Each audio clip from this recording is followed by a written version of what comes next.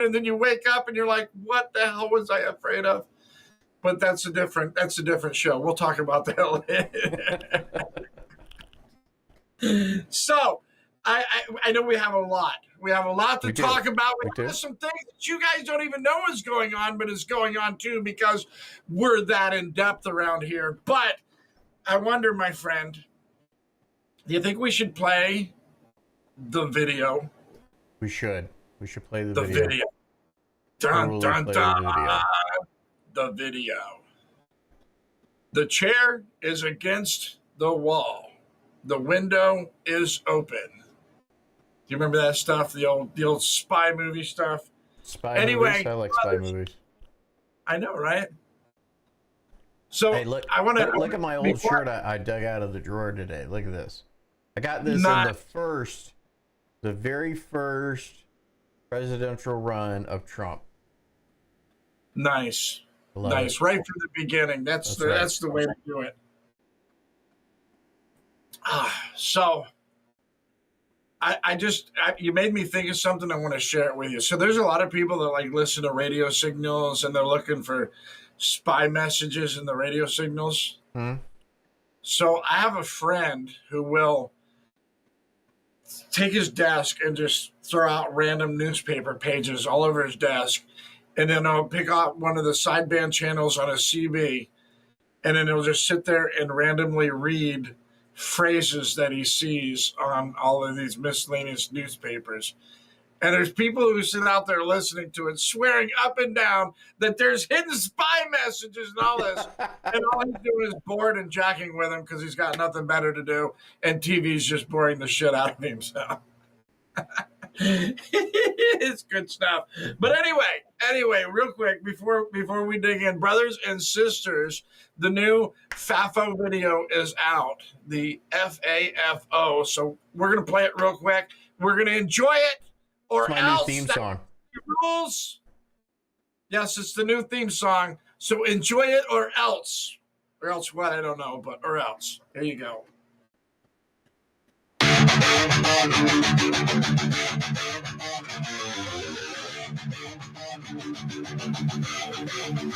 You fucker!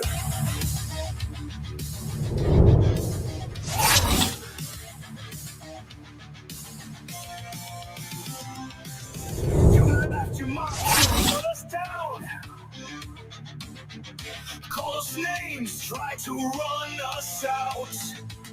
You pushed too hard, took too much. Now you're the ones who've lost their touch. You rigged the game, you changed the rules. Gaslit the world, played us for fools. But tides have turned, the storm is near. Cry all you want, we're still here. Faithful, fuck around and find out. You tried to rule, but your time ran out. Faithful, the silent won't stay quiet now. We're taking back what you burned to the ground.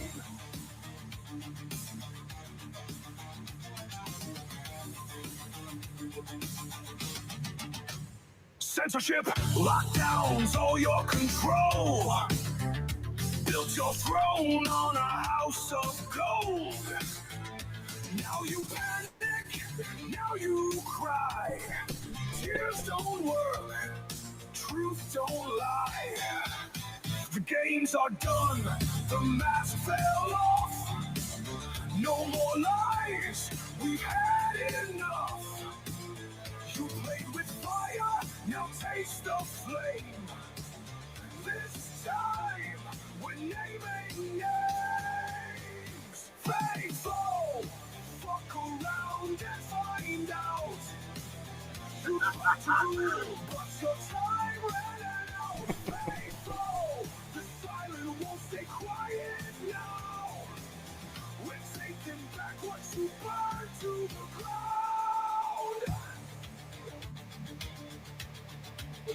You called us threats, you called us extreme, but we remember everything.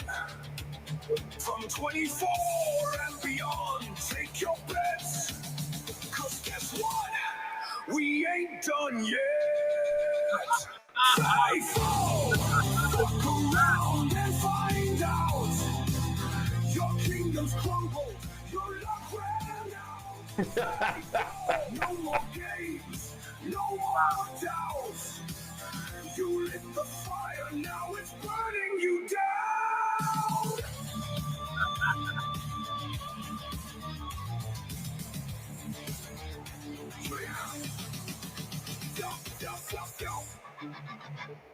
Nice. Love it. Yeah, amen. I love it. That's what I'm talking about. I'm telling you. One, who knew that Elon could rock out like that? And I know, right? I mean, we all knew that Trump could beat the skins like he beats Democrat asses. Oh, wow. So there you are. There's your video again. There we are. That I didn't want to watch that until we could all watch it together because that was kick ass. That was great, man. I listen. If I had those kind of skills, I could be cranking out some good videos, but I ain't that good. That's some real skill set right there. Even if even for the AI stuff that they created in that's really good. Like that's not easy shit to do. No. Anybody that's that was really good. Really good. So, which kind of gets the momentum started for our show tonight, So, we saw a little bit in there about Doge, and everything that they're finding, and here's the thing about it too, from my view. Mm-hmm. This messaging is on point. This is exactly what when they said the silent are no longer going to be silent, the majority is no longer going to be silent. Like that messaging. Because it's not just, telling the dickheads to their face that we're done with you. It's also encouraging each other. Hey, I'm angry. You're angry. This guy over here is angry. I mean, Savage. I mean, it's in the name. He's angry. How about we just stand up and be angry together and let's be done with this bullshit? That's the message that I like. That's what, I preach on my show all the time. Unity has got to be our path forward. But you know what? When I say unity is our path forward, it's not just unity in our walk with God, but it's also unity when we put on the armor and fight together, because that's part of this as well. We have to stay. So I love the messaging in that. That's freaking awesome. Oh, absolutely. And and I thought that video, I know it's AI, but man, it really captured the persona of some of these people. Nancy Pelosi, AOC was in there. I'm like, wow. It just really capturing them. Mitch McConnell. I thought that was an actual donkey. My bad. Oh, did I say that out loud? My bad. I'm sorry. Yeah. Doesn't bother me at all. Just because she can chew an apple through a chain link fence with those big ass teeth of hers. Hey, I'm waiting on her to get under investigation here. I don't know what's going on. I saw the story. She hired some guy from Colombia who's an illegal immigrant and paid him $80-some thousand a year. How does that work? How do you work for the federal government? I understand she's in Congress, but still, there is an employment situation there. It's not like she just pays him out of her pocket. But that's part of what I'm talking about. Why I think the messaging is important, because I really think about this, John. If you went over to somebody's house every day and you walked in their house without their permission, just walk right in their house, open up their fridge, grab a chicken leg or whatever you just feel like having that day, and go to chewing on it and walk back out of their house. If all they do is bitch and grumble at you but never do anything about it, why would you stop? Why would you care? They can bitch and grumble. And that's the thing about America. All we're going to do is sit around and bitch and grumble. Why would they care? Why would they care? You're not going to do anything, then why should they care? But And I see it starting to happen. This isn't an indictment against America. I'm making a point. The louder we get, the more that we are the news, the more that we point everything out, the louder we get about it, the more direct and bold that we are, the more it works. The more, and this is what I really believe, like you said, why isn't there an investigation to AOC? Well, I'm a little step past that, because we don't need an investigation. The information is already out there. You don't need to say, hey, I need to see if this information is real, like she freaking said it was real. Take her at her word. Yeah. Lock her ass up. You're certainly on point with the fact that, the majority of Americans, we've kind of just gotten to this point where the people that we elect just kind of just go with the flow. I mean, until Reagan showed up, right. we were, in this, like, I don't know, ever revolving political door of like nothing just changes and it just keeps on getting better for the elite. Reagan shows up, and makes all the dramatic changes and whatnot, really, harps in on Russia. And then at the end of his presidency, we haven't had another president until you get to Trump, who actually is doing the things that he said he was going to do when he was running for office. We've heard it from George H.W. Bush, how he wanted to cut taxes and make things better and work on this. I mean, hell, even Bill Clinton himself gave a speech to the State of the Union about how they needed to take and increase illegal immigration enforcement and they needed to work on changes. Like, these are the same talking points that we've been talking about for years. Actually, I can go a step further. I don't know if you've seen this or not. Somebody put together a video of Bill Clinton and a lot of the things that he talked about, gave his the joint speech on. I mean, part of it was the joint speech, part of it was the congressional speech, part of it was even from one of his State of the Union. Okay. And here's the thing about it is, and this is something that actually kind of infuriates me, is the Democrats are screaming, oh my God, Trump is such a fascist. He's so ultra right. All these people that believe this and believe that are so ultra right. And yet you watch this video and it's an exact parallel of everything that Trump is doing right now. Clinton, the only distinction between the two is Clinton promised to do a bunch of shit and then did nothing, whereas President Trump is actually following through.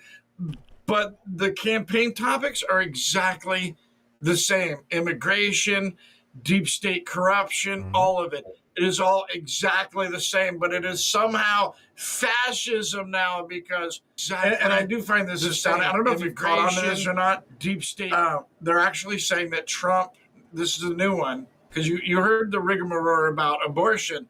Now Trump giving education back to the states is fascist. I'm not sure.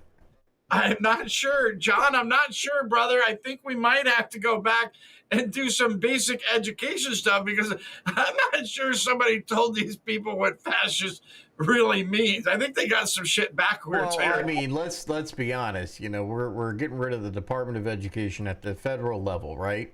Because it is literally just a middleman, right? But let's also take into the fact that the National Educators Association, NEA, okay, which is the teachers union, all right, are some of the biggest liberals out there to begin with. So, of course, the definition of fascism has changed. No. A quick question. Pedophile protectors. They're the biggest pedophile protectors. No, did you see the I did. I saw that. Yeah. What was it, 165, I think they said, recent arrests for child porn and child touching of teachers. Teachers, yeah. And the thing about it is what was that retarded bitch's name? I think that's her name, retarded bitch, isn't it? Am I getting that wrong? I don't know. Whose name? Department of Education. She just did a video. Linda McGann? No. The Department of Education that's getting shut down. I forget her name now because that's how much I care about this moron. But she did a video. She went on somebody's podcast, one of these liberal podcasts, right out the door. Oh my God, I can't believe the way all these fascists are treating you. It's like, where's the fascists? Oh, wait.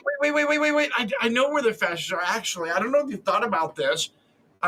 U.S., United States, as in the nation, Democratic Socialist, National Democratic Socialist, National Socialist, it's right in front of you. The National Socialists throughout history are always the fascists. I think who else was there was somebody, his name's on the tip of my tongue. There was somebody else that was a National Socialist. In fact, wasn't there an acronym, like a world famous acronym for National Socialist? What was it? Oh, yeah, Nazi. Nazi. They're all a bunch of damn Nazis. That's where your fascism comes from. Sorry, I had to put that together. You're right. You're right. You know. But there was the Gateway just did an article about it not too long ago. What the hell was her name? I have no respect. And I know, guys, I know. Jesus says you're supposed to behave, you're supposed to be nice even to your enemies and everything else. But he also says that we're supposed to raise our swords to the enemy of God. So I'm sorry, I just don't have kind words for our enemies. Oh, I don't have Russ is right. Russ is already touching on something I wanted to talk about tonight. They all drove Teslas. You're absolutely right. It was Randy Weingarten. But just to finish my point, this retard goes on this podcast, and this is how stupid she is. This is how stupid the National Socialists are. And she actually goes on and explains that, one, she wants to use money that's supposed to go to education. All this money that's supposed to go to education, even by her own admission, is supposed to be for education.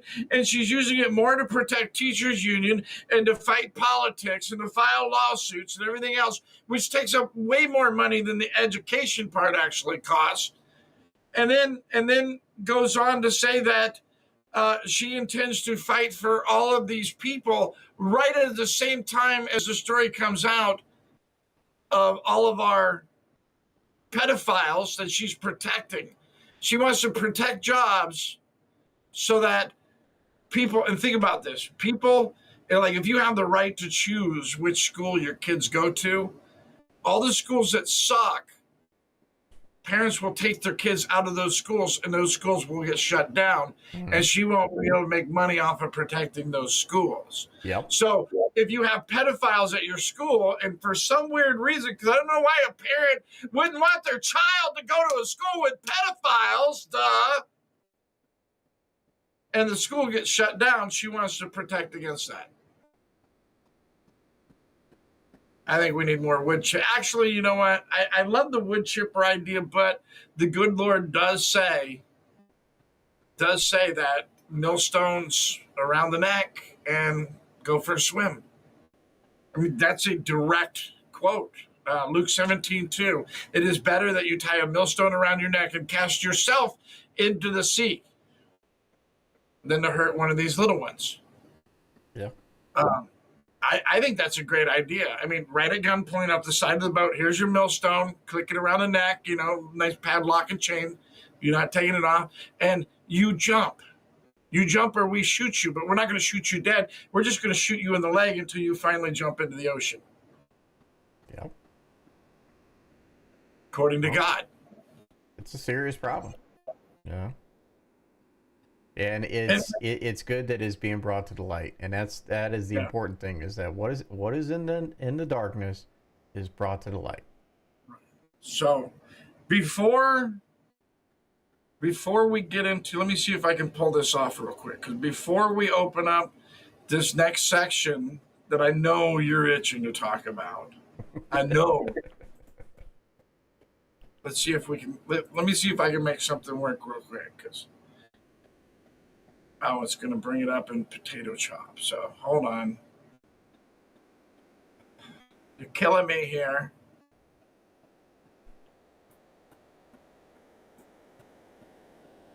I guess we'll do it that way. Hold on. Oh, share the window.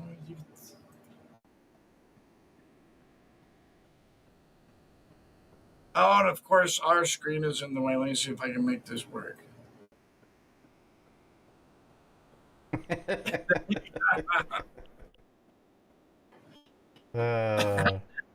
Oh, that's funny. Yeah, let me switch my screen for a second. I can show my folks. It's so simple, but yet so straightforward. There you go. I hate Elon because the man in the box told me to. Yeah. But it's literally that. It's literally like, holy crap. You know, I watch all these douchebags on Facebook, especially. I could just imagine what's that other application they use, Blue Cry? And they all get together over there and cry. I could just imagine how bad it is. The crap they post is, oh my God, I hate Elon. And, you know, Trump said it was illegal to hate Elon now. So how stupid is that? It's illegal to hate Elon because Trump said so. It's like, no, I'm pretty sure Trump said it was illegal to burn down dealerships and charging stations. I'm pretty sure he said that was illegal, but we didn't need Trump to say that was illegal because it was illegal. But what happens? National socialists throughout history always resort to temper tantrums, i.e. violence, when they don't get their way, like the petulant, nose-picking little children that they are. Mm-hmm. Mm-hmm. You're right.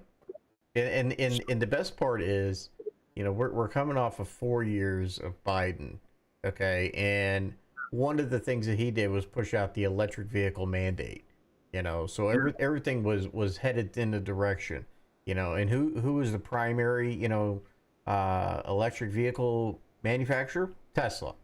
Okay. Mm-hmm. Nearly every single liberal you got out there is driving a Tesla. Okay. And Yeah, but go ahead. well, I was going to say Biden, I don't know if you caught on to that or not, but he actually, when he put the mandate out and had the meetings and everything, he excluded Tesla. He probably did because Elon had already made the announcement that he was done with the Democratic Party. You know, he couldn't stay with them because of the violence and the threats and everything. Biden's auto pen didn't remember that he was the one that was the man in the box telling him to hate Elon. Yeah, that auto pen boy sure did sign a lot of things. You know? Yeah, well, those things are going to get undone. That's a whole nother conversation, by the way. I think there's a whole bunch of pardons that just aren't going to be pardons anymore. Yeah, I think some people are fixing to go back to jail. Yes. So, you know, I'm wondering if the pardons for Adam Schiff and the Biden crime family, you know, I'm wondering, are those signed by the auto pen? Because if they are, that shit's null and void. Not only are they signed by the auto pen, but they were written to be preemptive, which the law, I mean, I think you've heard something like rumors about the law or something. I think you know a little something about law, right? The law requires specificity. When you go in the courtroom, every allegation must be supported with evidence, et cetera, et cetera. You have to be very specific. Most people don't realize that when you go into a court, even in the criminal court, you have to establish that so-and-so is a person. This person lives at this address. This person that lives at this address works at this other address for a company. This company exists. This company exists at this address. This company that exists at this address is owned by such and such. You get what I'm saying? You have to build the foundation of everything. The court starts as a vacuum and assumes nothing. Law requires specificity. So the idea that you can write a pardon for somebody for something they've never been charged with. Well, you know, interesting enough, let's look at Richard Nixon, okay? He didn't pardon himself, Gerald Ford pardoned him, and Right. it was all stemming from the Watergate incident, Right. so at least, there was some specificity about that, in regards to it being about Watergate, and it was for the president. Um, so, he's on his way out. He doesn't pardon himself, and he doesn't pardon, anybody related to him, unlike Biden, you Right. know. So that's kind of like a good comparison right there, I because don't. I don't think Biden pardoned anybody either, though. I don't think he did. I no, the think auto there. pen did. The auto Yeah, pen there did. were. And here's the best part: is there were only 3 staffers who had access to that auto pin. Mm. Mm-hmm. So it sounds like 3 staffers should be facing. And I'm not sure if that technically falls. I mean, under treason. I mean, if you can prove you did it on somebody else's behalf, then yeah, treason. Yeah. At the very least, sedition. Well, and that's the thing. I mean, we just don't seem to want to hold anybody accountable anymore, and I think that's starting to slowly change. You know. Well, that's where our voices have to get louder. That's Absolutely. the thing that I've been preaching, and I get a lot of people, that push back on me, like, well, you can't tell people they need to this and that, and you can't tell people what they have to do. And so I'll clarify.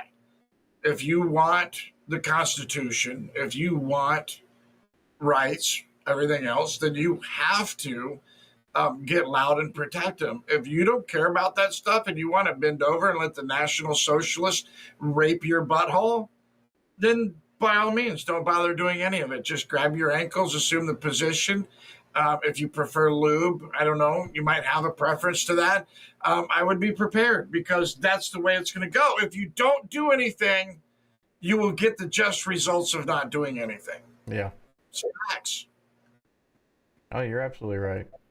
And it is very refreshing, to see that you got a new incoming administration who so far is up on to following what they said they were going to do. However, I'm still waiting on these Epstein files. I don't know what the deal, the holdup is with that. So I'd like to see those things. I gotta be honest with you. I don't care if I ever see the Epstein files themselves. I don't care. I think that anything they show us as far as files go are likely to be tainted, contaminated, bullshitted, rewritten, redacted, any kind of you can think of that's been done to them. I just don't trust about it. I don't care about it. The only thing that's going to convince me of anything is I want to see the transcripts of the court cases where the convictions were had. Yeah. You see what I'm saying? I want to see judges and even everybody in the Diddy case as well. I want to see those people in jail. I had somebody push back at me this morning on, through another podcast. They're like, well, who are we going to arrest? Why are we going to arrest anybody? It's like, are you kidding me? Even on the documents issue with USAID, if somebody's destroying documents that aren't ready to be destroyed yet, then there needs to be arrests. But even more so, all the things that we've already found at USAID, why are there no arrests? I mean, regardless of the documents, why are there no arrests?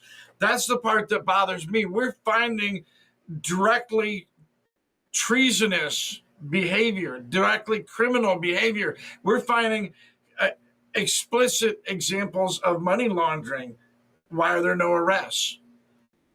If it was you or I, and I've seen this a million times, law enforcement will arrest people and then finish the investigation after they've arrested them. Once they decide they have enough for probable cause, those 2 big words, probable cause, they'll arrest them, stick them in jail, and then still finish the investigation to decide if they're actually guilty of a crime or not, or if they have enough evidence to support the allegation. Why aren't we doing that in this case?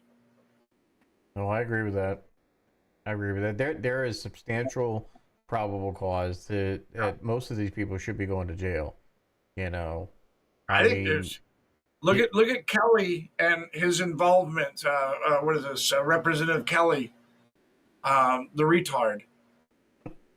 he got, I mean, these people, I mean, they're retarded. They don't even consider what they're doing. They're so busy reacting emotionally. Look at all the stories about it. He went over and stuck his nose in the middle of Ukraine Well, you're talking about and Mark Kelly, the senator. yeah, Yeah. got his nose in the middle of Ukraine. And a few other Democrats did the same thing when they met with Zelensky here, got their nose in the middle of it and told him to torpedo anything that Trump offers him. That's a violation of the Logan Act. They're not allowed to do that. That is a criminal statute. They should be in jail. Mm-hmm. By their own admission, there's already enough evidentiary support for an allegation, let alone probable cause.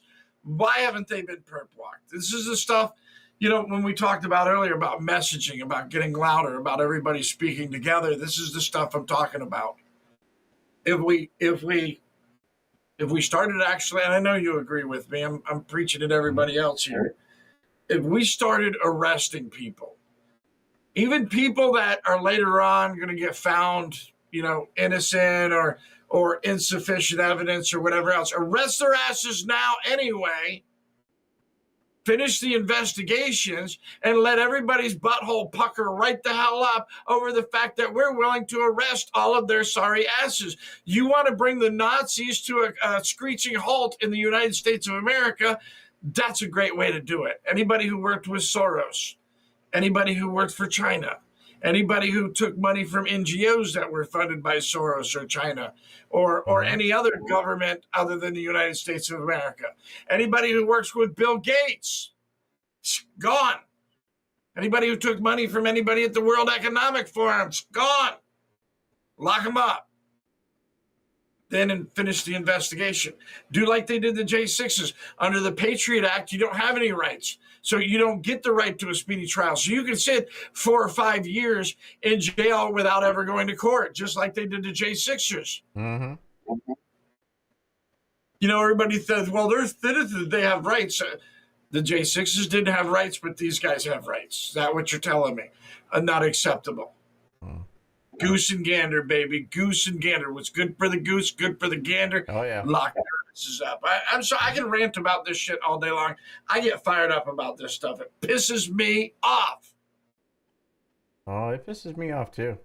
I saw the video of Mark Kelly over there in Ukraine, standing next to a tank, and talking about how they needed to have more American tanks and everything. And I'm just like, listen, listen. All right, so let me just get to this for a second.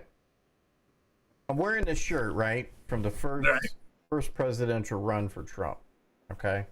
And I remember how everybody in Hollywood, everybody just completely lost their mind about Trump. They're like, "Oh my God, he's gonna start World War III," right?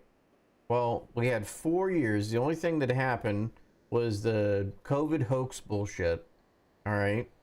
We didn't start no new wars. We didn't do anything like that. We didn't come anywhere close to having World War III. And then we get Creepy Joe, okay, for 4 years, who's asleep at the wheel 90% of the time. He's like, I gotta go take a nap. And we damn near got into World War III. Yeah. I mean, we were pretty fucking close before Trump got in here. And now... And that's why you never let an auto pen run the nation. That's right. And now that Trump is in there, he's screaming from the top of his lungs, we need peace. But I'll be damned if all of the Democrats are over here going, no, we can't do that. We can't do that. We got to stand with Ukraine, and I'm with Trump. I don't want to stand with either one of you. I just want the two of you to knock your dumb shit off so I can go back to running my country instead of having to run around all over the globe and clean up your shit. That's pretty much it. That's really what it comes down to, because we have been the world's police for the last 25 years. Like, we've got to knock this shit off. Ever since 9/11, that is like all we've done. And even before then, during Bill Clinton's time, we had Kosovo. Okay? We lost, thousands of troops in Kosovo, to do to that altercation. Why are we even messing with other countries? Why are we doing that? It's all because we're involved in NATO, the UN. And what does Trump say? Listen, we're done footing the bill. We're done being your police, and we're getting the fuck out. Y'all handle your own shit. We're just going to focus on us. Because that's what we're supposed to be doing. We vote and elect people from this country to represent the citizens of this country. Not fucking everybody else in the world. That's not who we're here for. I'm not voting for you because you want to go off and you want to support Ukraine or whatever other country, Uganda and Zimbabwe, and you want to send them fucking $1 million grants. I'm all done. How about we focus on what's here at home? Okay? We have a serious veterans problem here. You know? We need to focus on what's going on here. Now, I ain't worried about what's going on over there. Then people want to go off and have a war. Well, best of luck to you. You know, do like Teddy Roosevelt said. Talk, walk softly, carry a big stick. Right. I like Zelensky says that he refuses to recognize anything that Russia has. So we're not going to recognize if Russia still got our territory, then we're not going to recognize that. We're not going to play. And I'm going to hold my breath and pee my pants. And it's like, dude, are you stupid? I almost wish that we could rewind the clock and never have social media. That's what I wish. I truly wish that, because I'm telling you right now, the way you would have solved these problems 30, 40 years ago wouldn't have been, making a little tweet on X or whatever. Yeah. Trying to act all big and bad because you're behind your fucking keyboard, all right? Look at me, I got on my OD green sweater. I'm a keyboard warrior today, Yeah. But if we would have looked at how we took and we did business, up until we had social media, you got to go to the room. You got to be at the table, okay? And whatever it is that you're going to say, well, you better be able to back up, Right. Because the days of just sitting here and spewing out shit, like, damn it, Zelensky, shut the fuck up. How about we get a meeting set, and before you go off and spew all your nonsense and act like a big fucking tough guy that you're not, you just shut the fuck up, you go over there, and you meet with Putin, and like, listen, this is our first, wave of negotiations. Let's see what we can do, because you really need to try and save your country. And when I say save your country, I'm not talking about the fucking property. I'm talking about your people. Take care of your people. Well, keep in mind, here's the thing. I don't know if you know this, and I think you do know this. I think we talked about this. Most people don't realize this. The primary reason that Russia decided to go ahead and act, and I know everybody's got all their theories about, access to ports and everything else, and maybe that did have something to do with it. But the catalyst that opened the door was the fact that Ukraine was using artillery on its own people who were culturally Russian in Ukraine. The Nazis, the Azov army, the literal actual Nazis, not kind of sort of, not euphemisms or hyperbole, but actual patch-wearing, flag-waving Nazis were shooting artillery at culturally Russian people, like in Crimea and that whole area, that were begging Vladimir Putin to please, my God, annex us back into Russia. We can't stand these people. And that's why Putin, that's what opened the door. That's what precipitated Putin's reason for entering Ukraine to begin with. And the other thing that I keep pointing out, I'm somebody that's paid attention to Russia for years. I paid attention to Vladimir Putin. Vladimir Putin, whether you like him, don't like him, whatever, you're absolutely effing retarded if you don't recognize that this guy is smart and dangerous. He bears paying attention to. Oh, absolutely. And the thing is that Russia has the power. Russia, to this day, Russia has never engaged like any of their Spetsnaz or any, their special forces, their high-end military, to this day has not been engaged. Everybody says, oh, Russia's losing in Ukraine and everything else. It's like, yeah, he took a bunch of National Guards and some really old equipment that he wanted to get rid of. Well, and not only that, he also emptied out some of his prisons. Yeah. but he told them to be surgical. Yeah. The thing that everybody's not understanding is, had Putin really wanted to, he could have taken the entirety of Ukraine in an afternoon, and there would have been shit all that anybody could do about it. He could have took all of it. Mm-hmm. He could have killed Zelensky and everybody else in their bullshit version of a parliament, and he could have took the whole thing and said, "Congratulations, you're a state.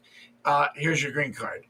Literally that quick. Literally that quick. I'm serious. Yep. Less than 24 hours.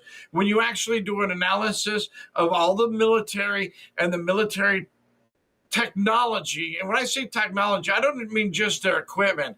I mean their ability to operate, their understanding of tactics, everything else. Russia could have taken Ukraine in an afternoon if that was their goal. Like literally an afternoon. Ukraine is what, like maybe 2/3 of the size of Texas? Something like that. It's not very big at all. You know, and that's the other thing. I mean, it's not only the size, you know, by like, you know, square miles, but it's also the population, right? So I look at Russia as like the fucking freight train on the tracks, and Ukraine is the snotty little kid that left his bicycle on the tracks. Okay, like you don't stand to win this fight. Okay, I'm not saying, you know, whenever this started, you should have just been like, all right, well, we give up. But, you know, you should have been like, whoa, wait a minute, can we talk about this? You know, and done the proper diplomatic aspect, you know, as opposed to, you know, go running around to every little country crying boo-hoo me a river and getting money and equipment and everything, you know. And of course Biden is here, right? Biden's in office and he runs over to Uncle Joe, you know, and is like, hey. In Biden's defense, because we have to give credit where credit is due, Biden has a special place in his heart for people with coke addictions. People with coke addictions, he looks out for. Yeah, you're right. You're right. I mean, it's true. No. It's I don't know how many people have paid attention to it, but it's come out a whole bunch of different times over the last couple of years. Zelensky is a cokehead.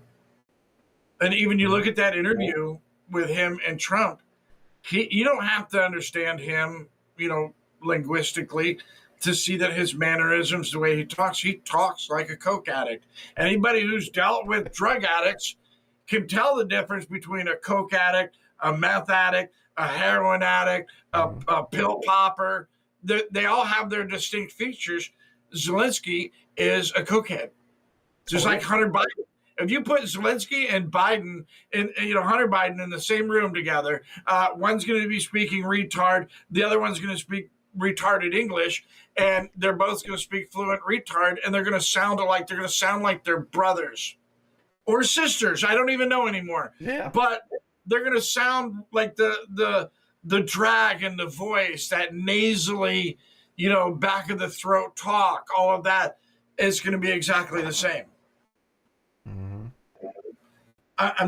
I'm just saying. Biden has a place in his heart for cokeheads. Well, you know, I mean, he's also got a place in his heart for Zelensky because, you know, he ended up getting him all that money to begin with when he was vice president.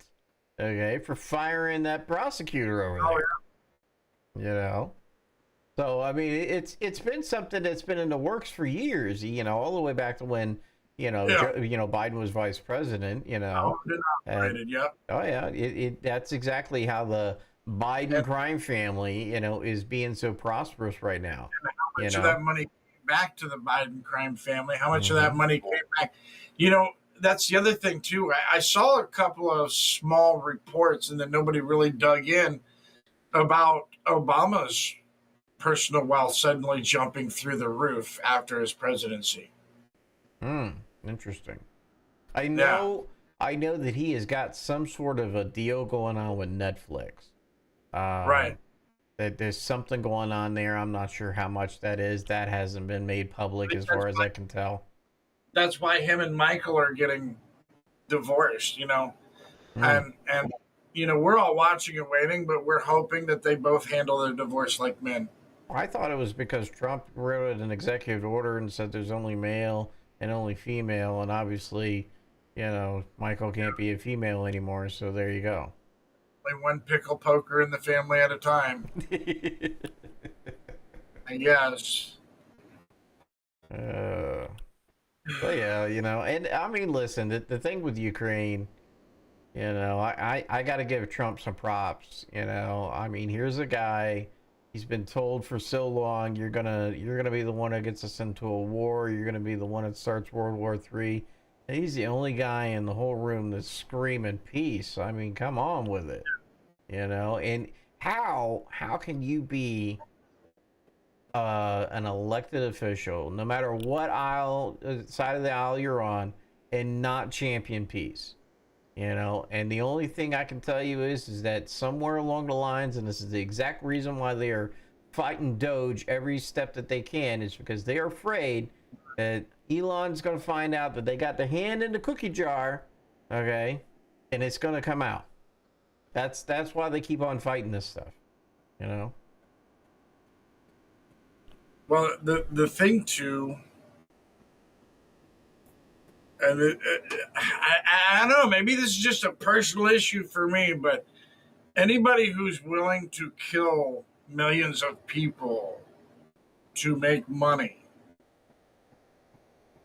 seems like they should be dealt with like someone who's willing to kill millions of people to make money. I just, it's the same thing as the enemy combatants of the United States. Like, if you position, even if you just come out, like some of these retards that come out on social media, like, I'm going to overthrow the United States of America because you're racist.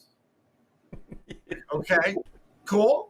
I mean, I get that you feel that way, but you declared yourself an enemy combatant of the United States of America. You just said you're going to overthrow the United States of America. So, yeah, you're going to need to come hang out over here in this little square room for a while. Oh, yeah. I mean, dude, look at the most recent thing.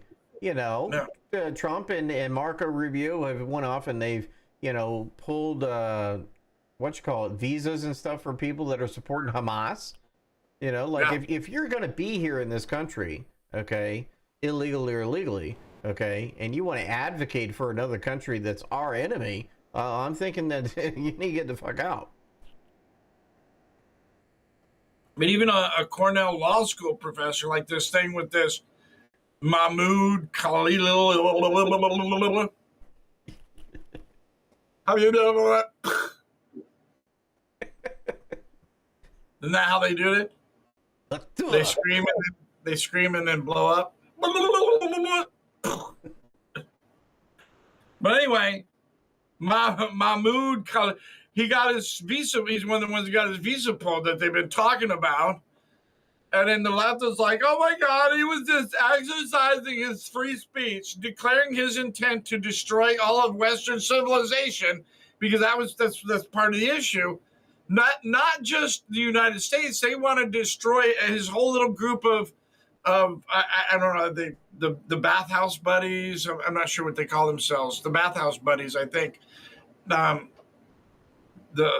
What is it? Bathhouse Barbershop Quartet, whatever it is. They've declared openly, not just enemies of the United States of America, but enemies of Western culture completely. They're going to destroy all of it. Right.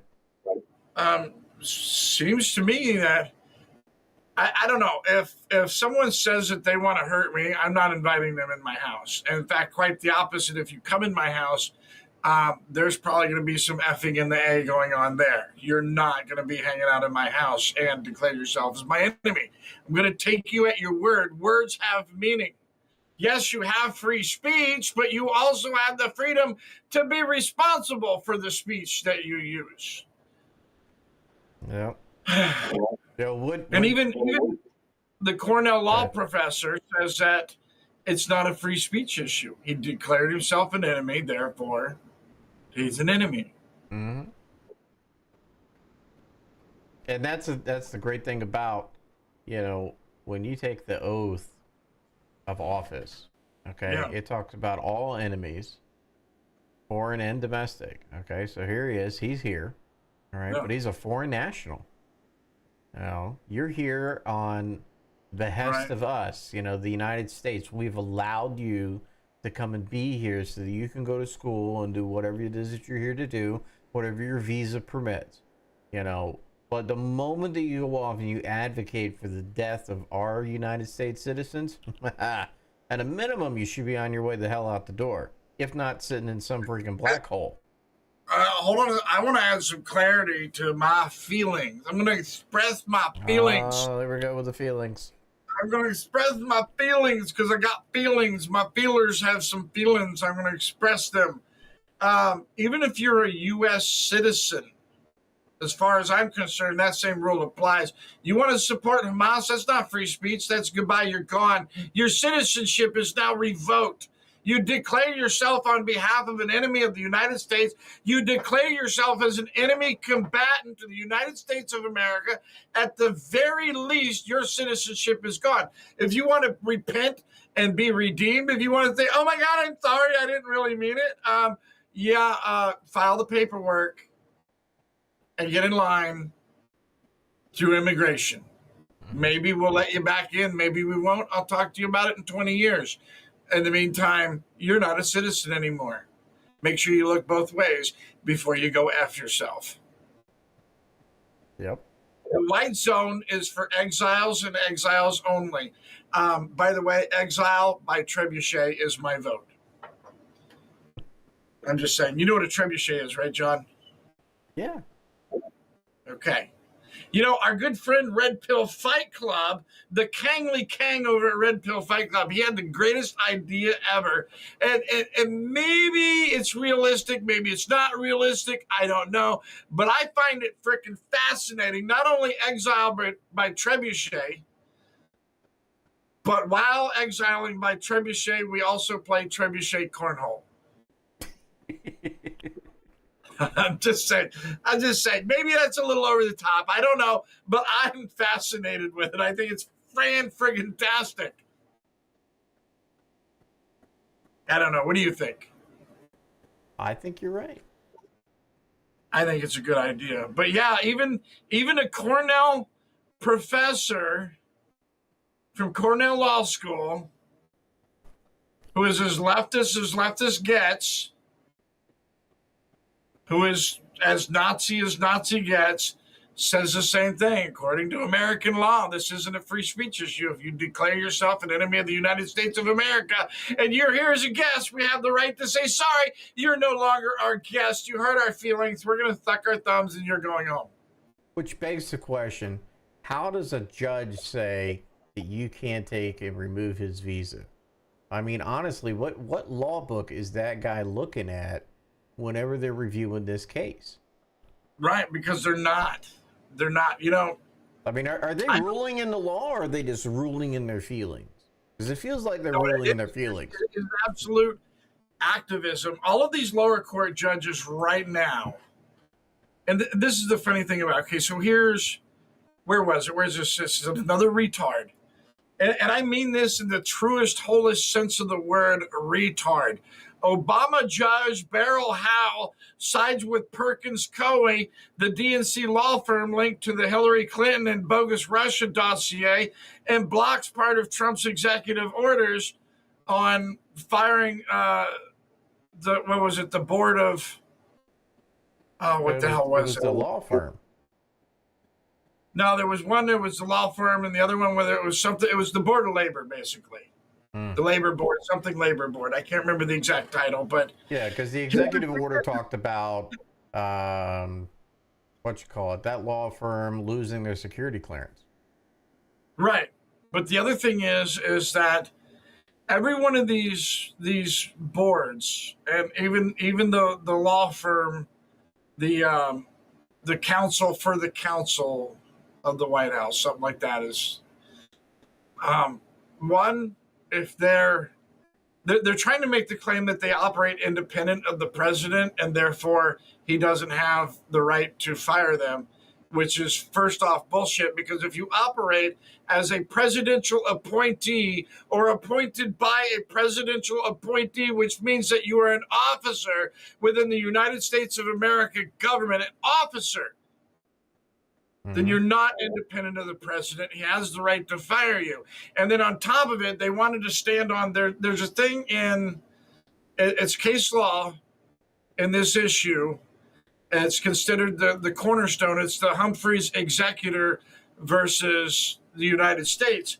And in that establishes that any officership that is independent of the president cannot be fired by the president without cause.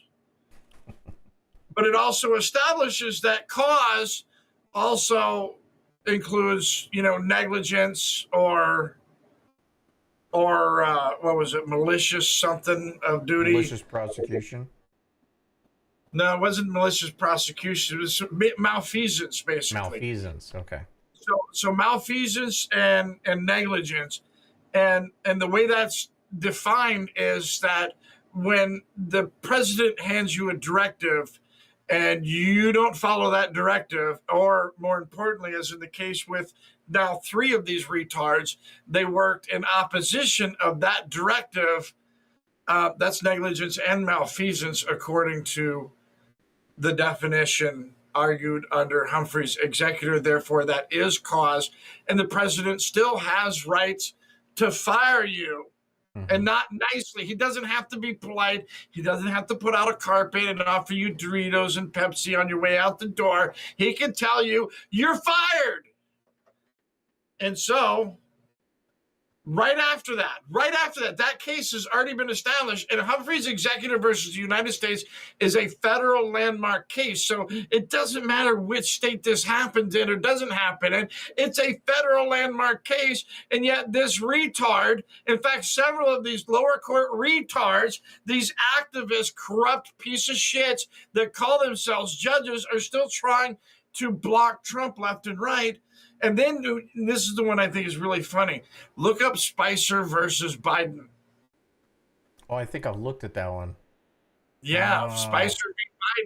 Biden establishes also that the presidency, the authority of the presidency cannot even be moderately infringed upon.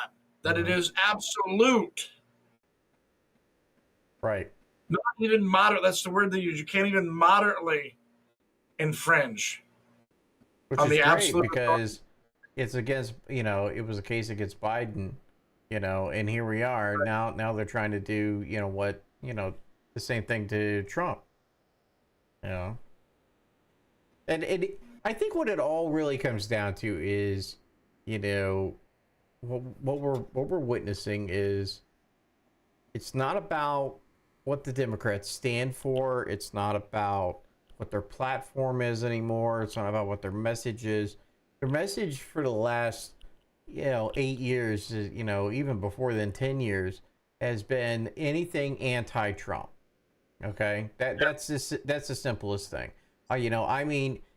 Trump said it himself. At the joint address to Congress, that there is absolutely nothing that I can do. There's nothing I can say that will make any of these people stand, clap, or even moderately agree with, okay?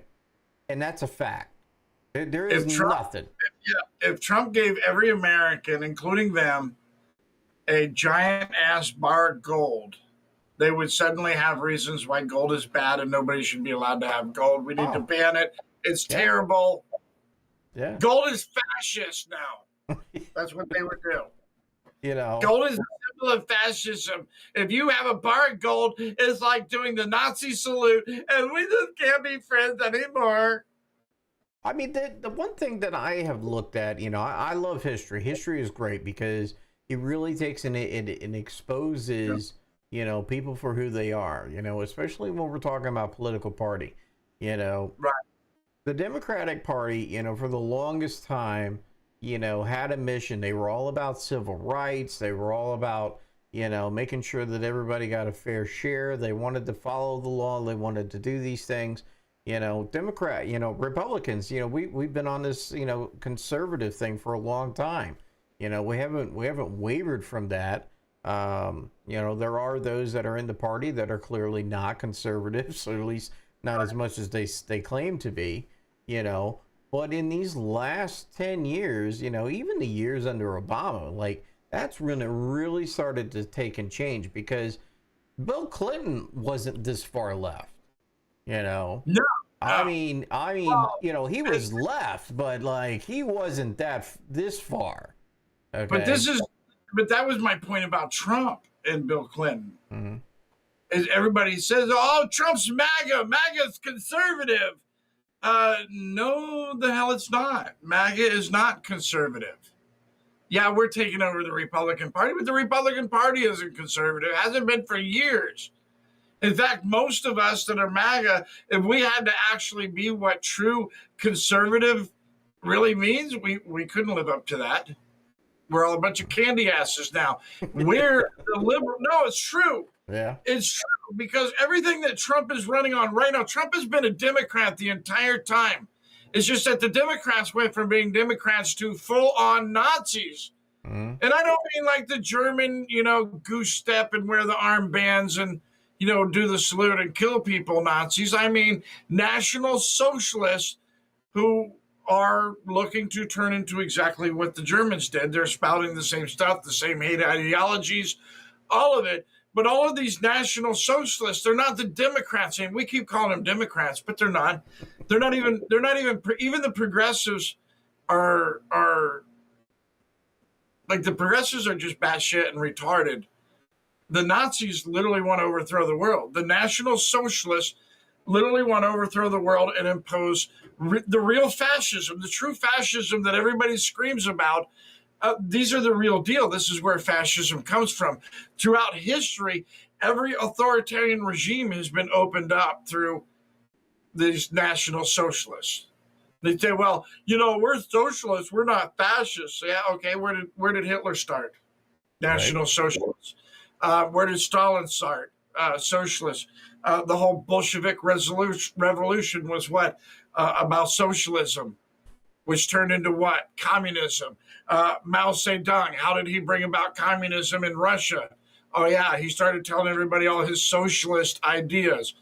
That whatever authoritarian bullshit version you can think of, it starts out with thumbsuckers and crybabies who think the world should give them something they didn't earn or fight for. Which is what is now our Democratic Party, Yes. and remarkably, We're the Democrats. We're the liberals. No, think about this. Think about this. How many people do you know that are MAGA who not too long ago were Democrat voters? Yeah, I know a few. I'll be honest. 40 years ago. Listen, my dad, okay, I remember growing up, I remember him watching every time the president would come on, he loved Reagan. He loved Bush. He hated Clinton. He liked the next Bush. He did not like Obama. All right. So I finally was having a conversation with him because I was talking about running for office, and I told him, I was going to run. And he goes, well, what are you going to run as? And I said, well, I'm going to run as a Republican. He's like, why? I said, well, I don't know. That's kind of how I've been raised. Like, you're a Republican. He goes, no, I'm not. I'm a Democrat. I'm like, there is no way in the world that you are a Democrat because everything that the Democrats stand for, you hate.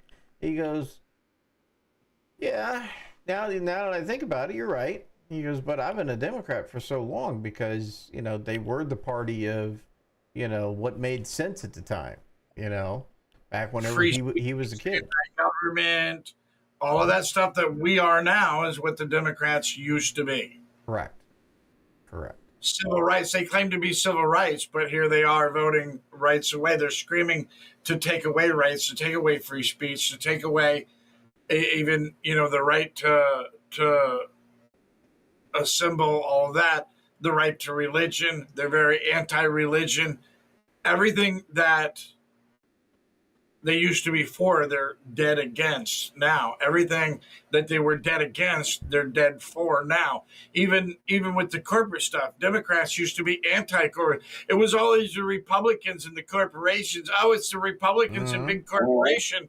And here we are, the Democrats, the new Nazi party is, they're on their knees with their lips popped open like a goldfish for every big pharma corporation that comes by.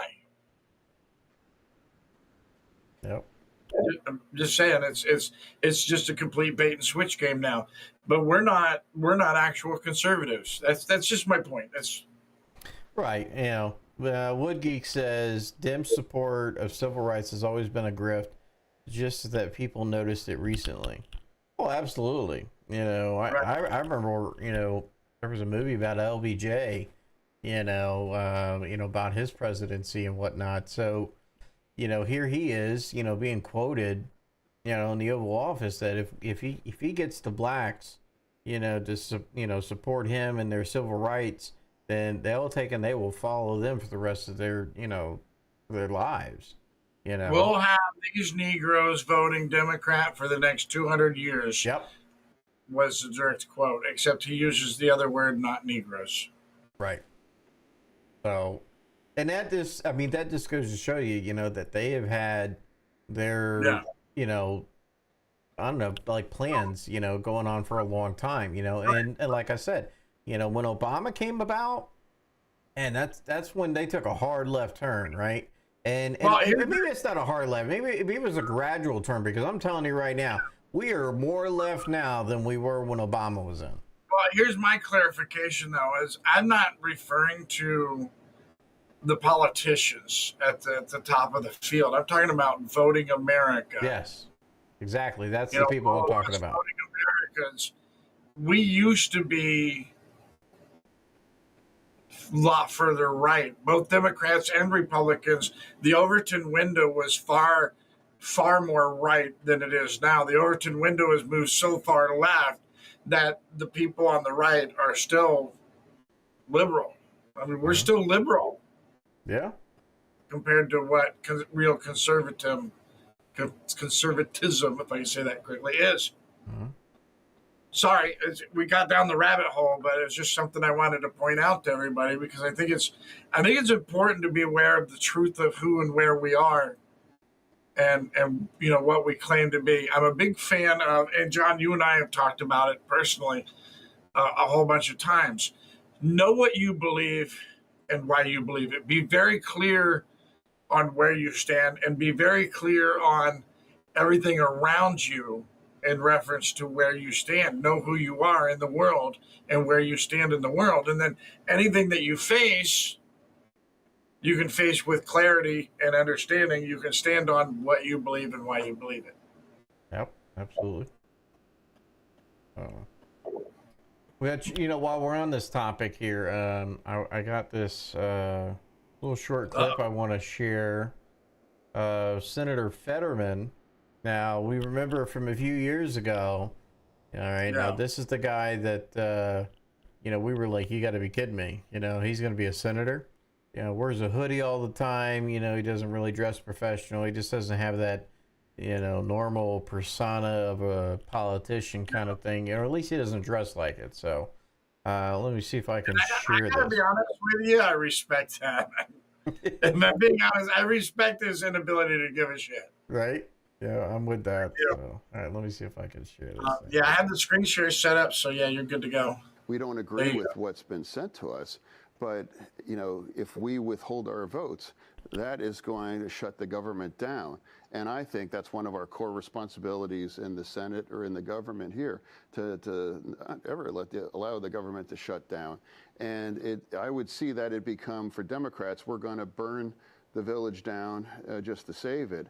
And now, if we are concerned the way our economy could be teetering into a recession, and if the government shutdown nudges that towards that, I think that's something that the government, then the Republicans, that the Democrats will own shutting the government down. And I think that would be the wrong kind of message, because that would have a substantial impact on millions and millions of innocent Americans by stuck in the middle of this battle. We don't agree with what's been sent to us. So he's absolutely right, and the interesting thing is, this is the guy that, for whatever reason, is speaking some sort of sanity out of the left. It struck me, the one thing that he said is they want to burn the village down to save it. It's like, yeah. Yeah, that's exactly what they want to do. I mean, it is like they have a mission, okay? And the only thing it is to fight Trump. It's to fight Elon. It's to tell you all sorts of misinformation. That's the thing that's really driving me nuts, right? Like they got this continuing resolution in here. There's nothing in there about Medicare. There's nothing about Medicaid. Nothing about Social Security. There's nothing about veterans benefits. But yeah, every Democrat that you see, they got a script that they're going by. They're telling you how bad this is a horrible bill. It's going to take all your benefits away. Seniors aren't going to get their benefits. Veterans are going to get their benefits cut. I mean, anything and everything. And the interesting thing is that they're trying to take and talk to people that Republicans normally have a good relationship with, okay? If they're trying to act like, oh, well, we're doing this in the best interest of the American people, when in reality, they're trying to do it in the best interest of their party because they understand that they are in the middle of, like, they're on a ship, there's 400 million holes, they can't fill them. Yeah.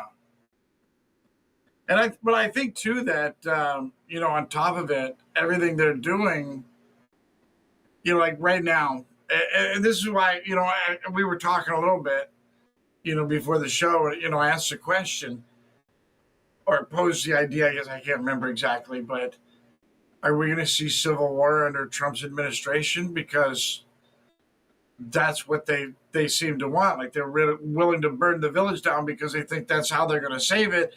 Because right now, we're watching them freak the hell out.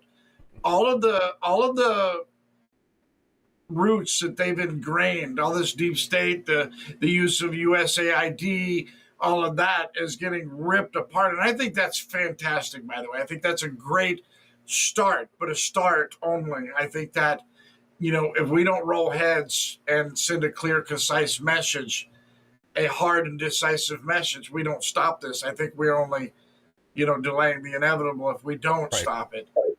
But, with how much they're fighting it, I really am, I've said this for the last couple of years. Once we get Trump over the finish line, then that's where the hard work starts, because I think that's exactly it. I think they're willing to burn the village down because they think that's how they save themselves, not that they saved the village. Mm-hmm. I don't know what your thoughts are on that. No, I agree with that, and I think that's exactly what they're at. They are willing to use the American people as an expenditure.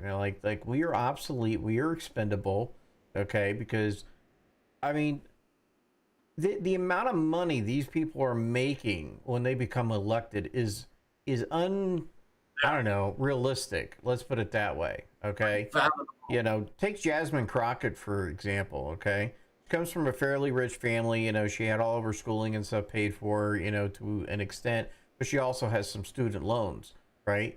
So she rolls into being a congresswoman with the financial disclosure. She's got like $29,000 to her name in total assets. And all of a sudden, here we are, we're in March? She just got put into the 117th, 118th Congress now. Been in there for a few months. Guess what? She's got a $9 million net worth. Explain to me how that happens. Okay? Like, where does this money come from? Okay? And the only thing I can tell you is that these people are corrupt. And, we got to get, Elon. I mean, I listen, I love the fact he's going, department by department. But, we already found out where a good portion of this money came from. To come from, you said, right? And I think that's part of the reason why you got so many of them trying to take and block, Trump from stopping that, funding and whatnot, because a lot of the stuff comes in these omnibus bills. You got stacks of a bill, and who's going to read that thing in like 24 hours when you go to vote on it, right? And most of the people that put the stuff in the bill didn't read it either. It was handed to them by their favorite lobbyist with a nice little envelope. Here, slip this in. Mm-hmm. Like Stacey Abrams getting $2 billion because she's trying to get people a house and appliances and stuff. I'm thinking to myself, well, I don't know about you, but I could use the new washer and dryer. Where are we at with that? It's like, like these things. And You know, I watched a video today. It was Jon Stewart, you know, and he was talking. He was on a show, and he said, "Listen," he goes, "if I give you $100 million, okay, and you take that $100 million, and you tell me that $100 million is for American program, but you don't ever tell me where that money went. You don't tell me how it was used. You don't tell me anything." So immediately, my first thought is that money was used in waste, fraudulently, or something. Like there should be some form of accountability of where this money goes. And that's what you said has been doing, is the simple fact that they are like the piggy bank, and there is no accountability as to where this money goes. You know, local governments here in the state of Florida are required by state law to have an audit completed. Okay, they have to have an audit done. And just to be clear, because it coincides with, you know, being in Florida anyway, it's part of the Sunshine Law. Everything has to be done out in the open. So they call it the Sunshine Law. That's you right. don't get to hide shit. We need that at the federal level. That's what we need. We need that at the federal level. That would solve so many issues. You would take and have all these meetings that are now documented with the lobbyists. You would know exactly where money is coming from. These people would have to have an accurate, more up-to-date financial disclosure on a regular basis, you know, and we're going to take and do audits. All these departments would have to be audited. You know, we got away from this, you know, so many years ago, okay, when we started taking, you know, and robbing Peter to pay Paul, okay, because we just sit here and print money. There's no accountability for it, you know. Someone back then, before we got to this huge deficit that we're at, what are we at, $37 trillion now? Okay. We're somewhere between a lot and holy shit. I know that much. Yeah. You know, someone should have been like, hey, you know what? We need to hold on here on sending, you know, this to that country, and do this. And we need to figure out, well, where am I spending all my money? And none of these people, none, and I'm talking about Congress, I'm talking about the Senate, I'm talking about the presidents. None of these people took a moment to say, hold on a second. Why are we in debt? Like, where are we spending this money to? Where is it going? You know, it's almost like we need a Department of Government Efficiency to overlook this. That's exactly what we needed. And these people are having a complete hissy fit because all of a sudden, you know, here we are in 2025 and somebody says, hey, you know, maybe we need to figure out where we're losing all of our money for, because that's what a business person does. And what is Trump? Trump is a business guy. He's a successful business guy. What is Elon Musk? He's a business guy too. Yes. He's a numbers guy. He's a guy that he fired 80% of a corporation and made it work better. That is so true. That is so true. Yeah.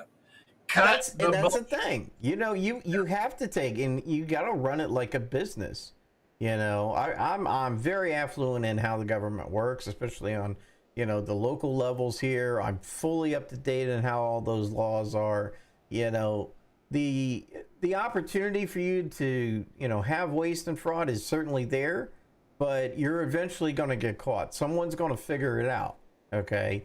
And the only problem I see at the federal level is that we've gotten so big, so fast over the years, you know, which is why Trump is like, listen, we don't need this. We don't need all these people. You don't come to work, you're done. You know, if we take and we reduce our employment of the federal level, you know, that would be huge, not only for the budget itself, but the simple fact that we've eliminated some bureaucracy that probably didn't need to be there in the first place. For sure. But anyways, I digress. I gotta be honest with you. On the one hand, I enjoy watching the meltdown over it. I mean, it's astounding. I love it. It's like little children are pissed off because you caught them, and now they're in trouble. But they're pissed off at you because they're in trouble for what I don't know. It makes as much sense. Absolutely. It really. It makes as much sense as dealing with toddlers. I mean, it's literally that. That is the society that this type of, you know, thought process has generated. Okay, we have a society that's coming up behind us right now that has no concept of accountability. Okay, they have no idea what accountability is. They have no idea how to manage money because mommy and daddy or whatever have just been paying their way the whole time. They live in their basement or whatever the hell it is they're doing. Okay, you got some of these people that have never even fucking drove a car. Okay, they Uber everywhere. They do this, you know, everything is all about the convenience and the least amount of accountability that you can. We have promoted a society of lazy fucking people. That's where we're at right now. And these lazy people are listening to all of the liberals, okay, all the Nazis that are like, oh, it's a fascist thing. Oh, it's socialist. This is what you should be doing. We should be having national health care. You shouldn't have to pay for this. We should be giving you money for food. And we should be giving you money for this. You know, free handouts. That's what we're talking about. The Democratic Party is the party of the free handouts, okay? Well, the free handouts need to stop. Yeah. But that's a part of the reason why, I mean, that's really, in a nutshell, my whole purpose for, you know, broadcasting to begin with. I actually am not typically the kind of person that would do this. It's actually gotten surprisingly pleasant for me. When I first started out, I got to be honest with you, my butthole was puckered so tight I could squeeze diamonds. I am not a public person. I am used to, you know, being one of the background individuals and, you know, staying in the shadows, that kind of thing. I'm not an out front guy. I didn't used to be anyway. Now it's like I'm taken to it like a duck to water. But the point is, the whole reason that I crossed that barrier, the whole reason that I dealt with the puckered butthole and the anxiety and everything that goes with starting out podcasting, especially when you're going to hurt people's feelings and piss people off doing it, is that there's a pattern. Everything that we see in this world, there's patterns of behavior. You know, we recognize, you know, just like earlier I was talking about the fact that Zelensky's a cokehead. I didn't need anybody to report to me that he's a cokehead. His mannerisms, the way he talks, the way his whole nasal system works in the back of his skull screams cokehead. Because there's a pattern there. There's a pattern recognition. And a lot of what we're dealing with now, so many of us don't even recognize that it's pattern recognition, but we're recognizing patterns of behavior, patterns of action and outcome. If you do these things, you're going to get this result. But the thing is that I feel like I need to be the history nerd that I am to share with everybody that when we're dealing with authoritarian thumbsuckers, when you're dealing with these national socialists, and that's all they are, is authoritarian thumbsuckers. These are people that, I mean, if you really stop and think about it, and I find this sociologically astounding. The United States is we're allowing ourselves to be cry bullied into revolution. Think about that. We're being cry bullied. Instead of backhanding the children and telling them, shut up before I give you something to cry about, like our parents did back in the day. Yep. We're allowing ourselves to be cry bullied into a complete overthrow of our government. Is that where we're heading? I find it astounding. And the thing is like everybody's like, oh, you know, feelings and stuff, and we got to be nice and we got to be compassionate. It's like sometimes the most compassionate thing you can do for someone is to smash their nose into the back of their skull, because it helps teach them a boundary. It helps teach them a lesson. You don't do it to be mean. You do it because it teaches. If you refuse to teach somebody, that's not compassionate. That's us being pussies. And that's the truth. And if we don't understand the patterns of behavior and where they lead, and the fact that the outcome of all of this quote unquote compassion is going to be the absolute destruction of free America, then we're not going to learn to protect ourselves from it. And to me, it's simple. Now, John, you live very close to me. Mm-hmm. You've seen pygmy rattlers, right? Yep. You've been out. And see, in my mind, when I'm walking along my subconscious will recognize the pattern on the back of a pygmy rattler long before my conscious mind says, "Oh yeah, there's a rattler." Mm-hmm. You know what I'm Yep. saying? Know exactly what you're saying. That's what I want to do for everybody else. I want everybody to be able to understand, oh, my subconscious mind just recognized a thumb sucking National Socialist. Okay, we can't, those are dangerous. Don't mess with those. You just piss on them and then keep moving. Mm-hmm. And I mean that literally. It's okay to piss on National Socialists.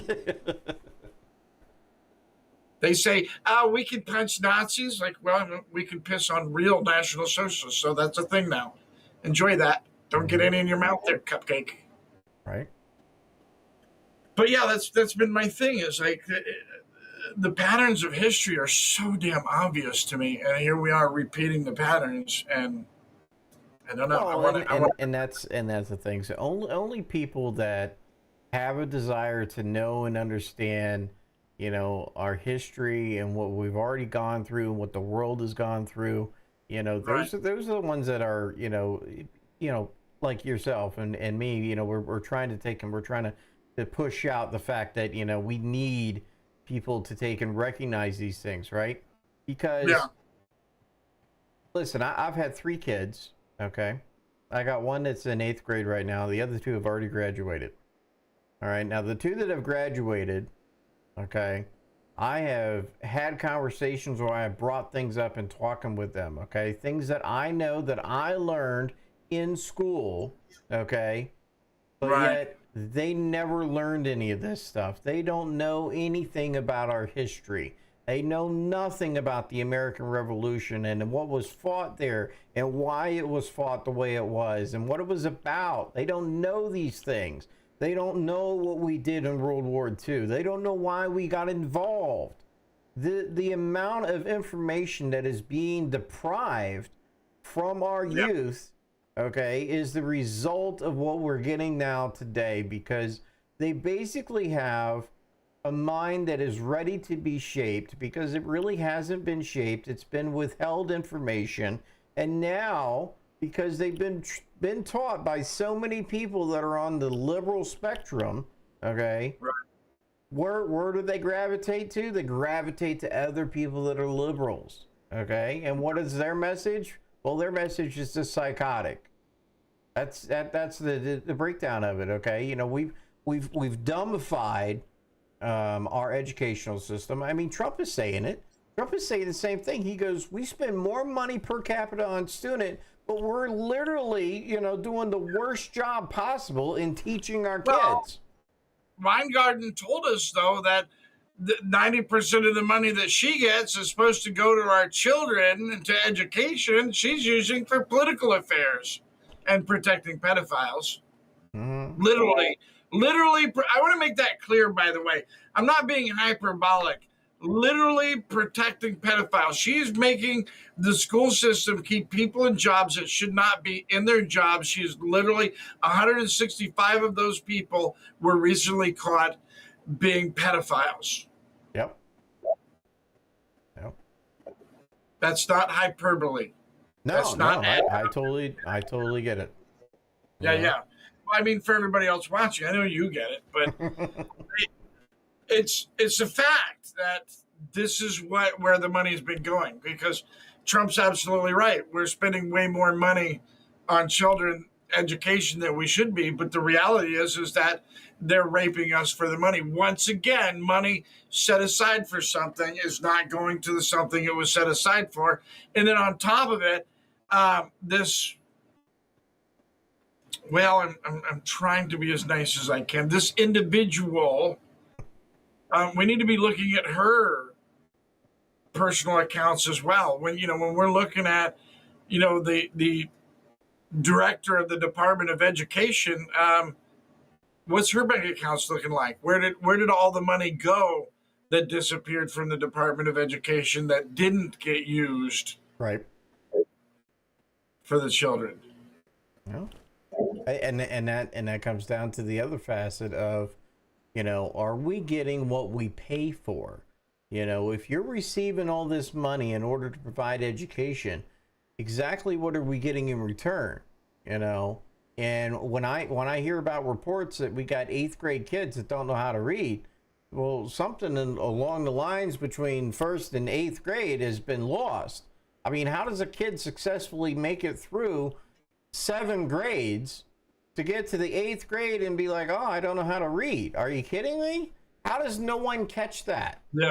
You know, and we're not talking like one kid. We're talking like thousands of kids. Okay? Thousands of kids. You know, and this is where the issue is. You know, we are just not doing enough in our education. You know, There's entire schools and districts where children finishing grade school level school still can't read and write. yep.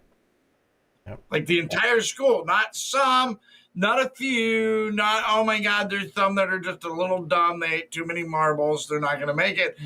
No, the entire damn school. Yep. Oh.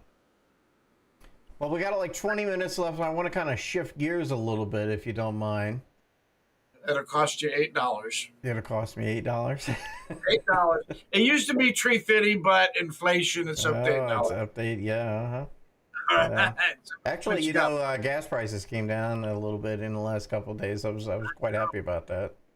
You know. So I have somebody from California, and she's running around like, "Oh my God, I want to buy gas all the time because it's so cheap here. I feel like I should load some up and take it back."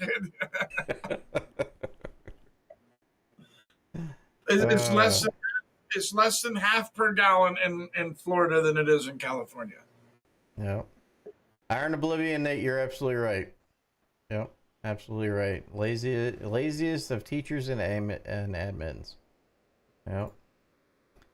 All right, so the other thing that I wanted to talk about tonight, and I know that we've already, talked about it and whatnot, but I want to talk about our constitutional rights and how it is important that our constitutional rights, number one, we know what those constitutional rights are. Again, it goes back to the education. Absolutely. Yeah, the United States Constitution. So we need to know what those rights are. We need to know how they're applied in our everyday lives. And we need to make sure that the people who swore an oath to support and defend and uphold that Constitution know exactly what their lines are. Now, I've been in law enforcement for 20 plus years. You know, I have seen both corrections and the law enforcement side. So I am fully aware of what it is that we do in law enforcement, okay? And I can tell you right now, there are a lot of times where we come close, if not going right over that line of violating somebody's rights on a regular basis.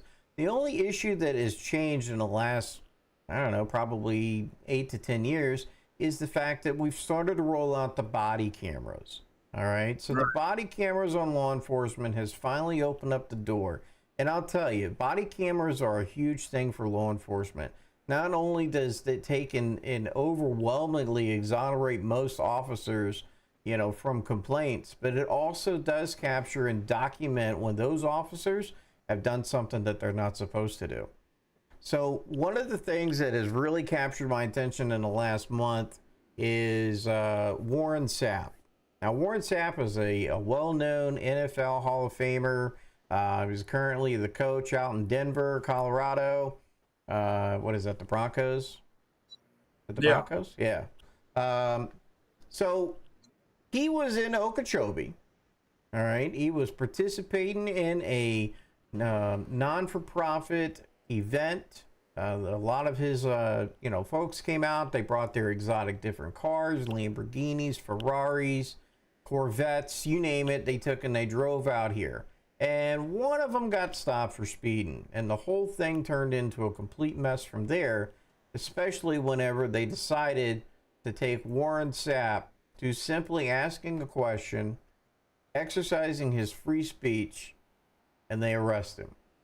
And what is spewed out from that since has just been unbelievable. And the amount of corruption that has been exposed. So I want to take and I want to show you a little bit of a video. Let me see if I can get this thing to pull up real quick. Well, I'm already set on my end, so go ahead and pop it up, brother man. So I want to get to like the very first one, if I can. If it's gonna let me get to the first one here. We're not gonna watch the whole thing. Warren Sapp was arrested. Oh, that's not it. Why is that not it?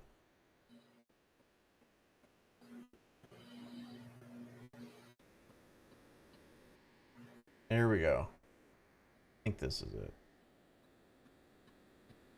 As you may know, Warren Sapp was illegally Okay, here we go.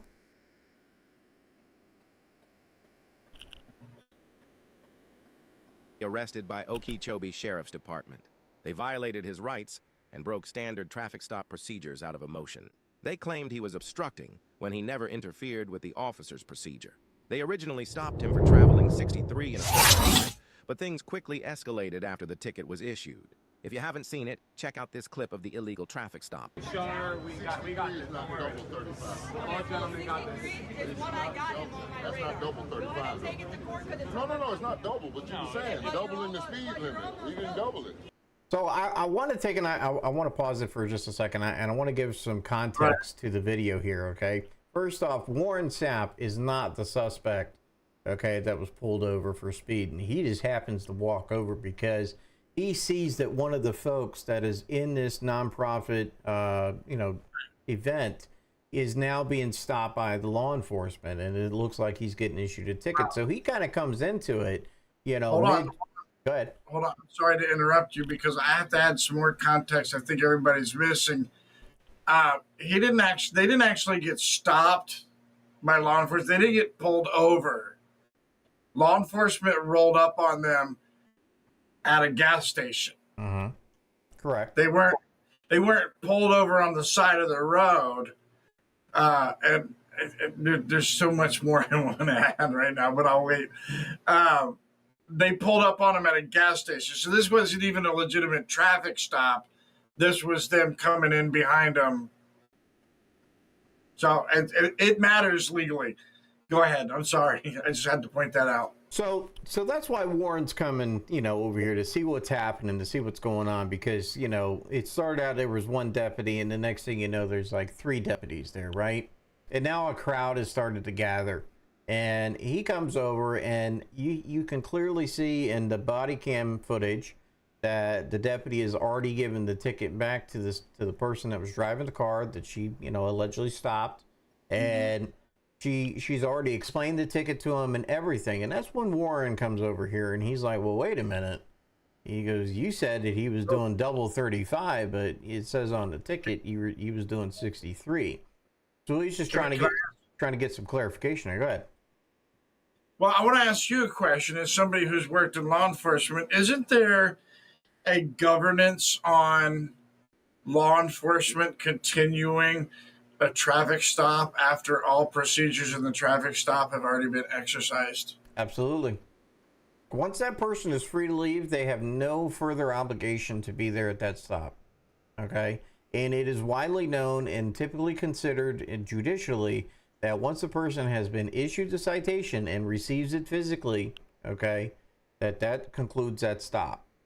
And just to kind of fast forward a little bit for everybody here, that's exactly what the state attorney's office came to the same conclusion, is the simple fact that, he's not interfering in the investigation because there is no investigation, because that traffic stop is concluded, okay? And right now, what he's doing is he's having civil discourse. He's exercising his free speech, okay, that he is entitled to by the First Amendment.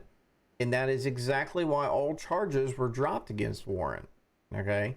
But the bigger issue here isn't the simple fact that, the charges got dropped and everything was hunky-dory. No. The issue is that not only did the one officer not know what they were doing, but it rolls all the way up to the sheriff. Okay, even the sheriff condoned the actions of this officer. So let's finish looking at this real quick, because you're fixing to see him get put in handcuffs.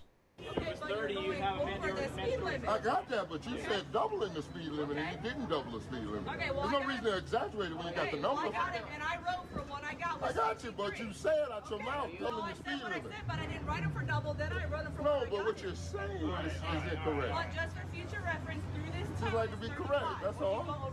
Factual. I'm dead at serious. Dead at serious. Obstruction. There he goes. The very first thing that the deputy says to him is, "Do you want to go to jail today?" Okay. Yeah. So I'm going to talk here in a few minutes exactly what the charge was, and exactly how that is applied, and you'll understand why this is legally an illegal arrest. It's a physical thing. I'm not in between. Obstruction is a physical thing. You do know that, right? You do know that, right? Obstruction is a physical thing. What did I do that physically obstructed? What did I physically do? It's a physical action. Obstruction is a physical action. Not freedom of speech. Not freedom of speech. You know, that's constitutionally protected, right? Yeah, that's right. What's your name and badge number? 588. What's your name and badge number? What's your name and badge number? 734. You're being detained. Detained for what? I think we can agree. So Warren is talking about the simple fact that he believes that, obstruction is a physical thing. Okay. Right. According to Florida State Statute 843.02, which is resisting without, it's also called the obstruction of justice statute. It doesn't stipulate anything about something physically that needs to be done. It is simple the fact that a law enforcement officer gives you a lawful, that's a key component in that statute, a lawful order, okay, and you fail to take and obey that. At no point does this officer take and provide any type of a lawful order. He asked him if he wanted to go to jail, okay, which then ensued into Warren telling him that, this is a physical thing in order for me to obstruct, and then asked the deputies what their badge number was, okay? Right. And then the next thing you know, he's now being detained, okay? Had the officer told Warren, to do some form of action, okay, such as step back, step over there, something along those lines, and Warren failed to take and comply with that, then that can be considered a lawful order that was issued to him, and therefore he could be arrested for obstruction. But the other key point here is that there is no investigation happening. There is no investigation. This traffic stop has concluded. Right. There was nothing being obstructed. Nothing's being obstructed.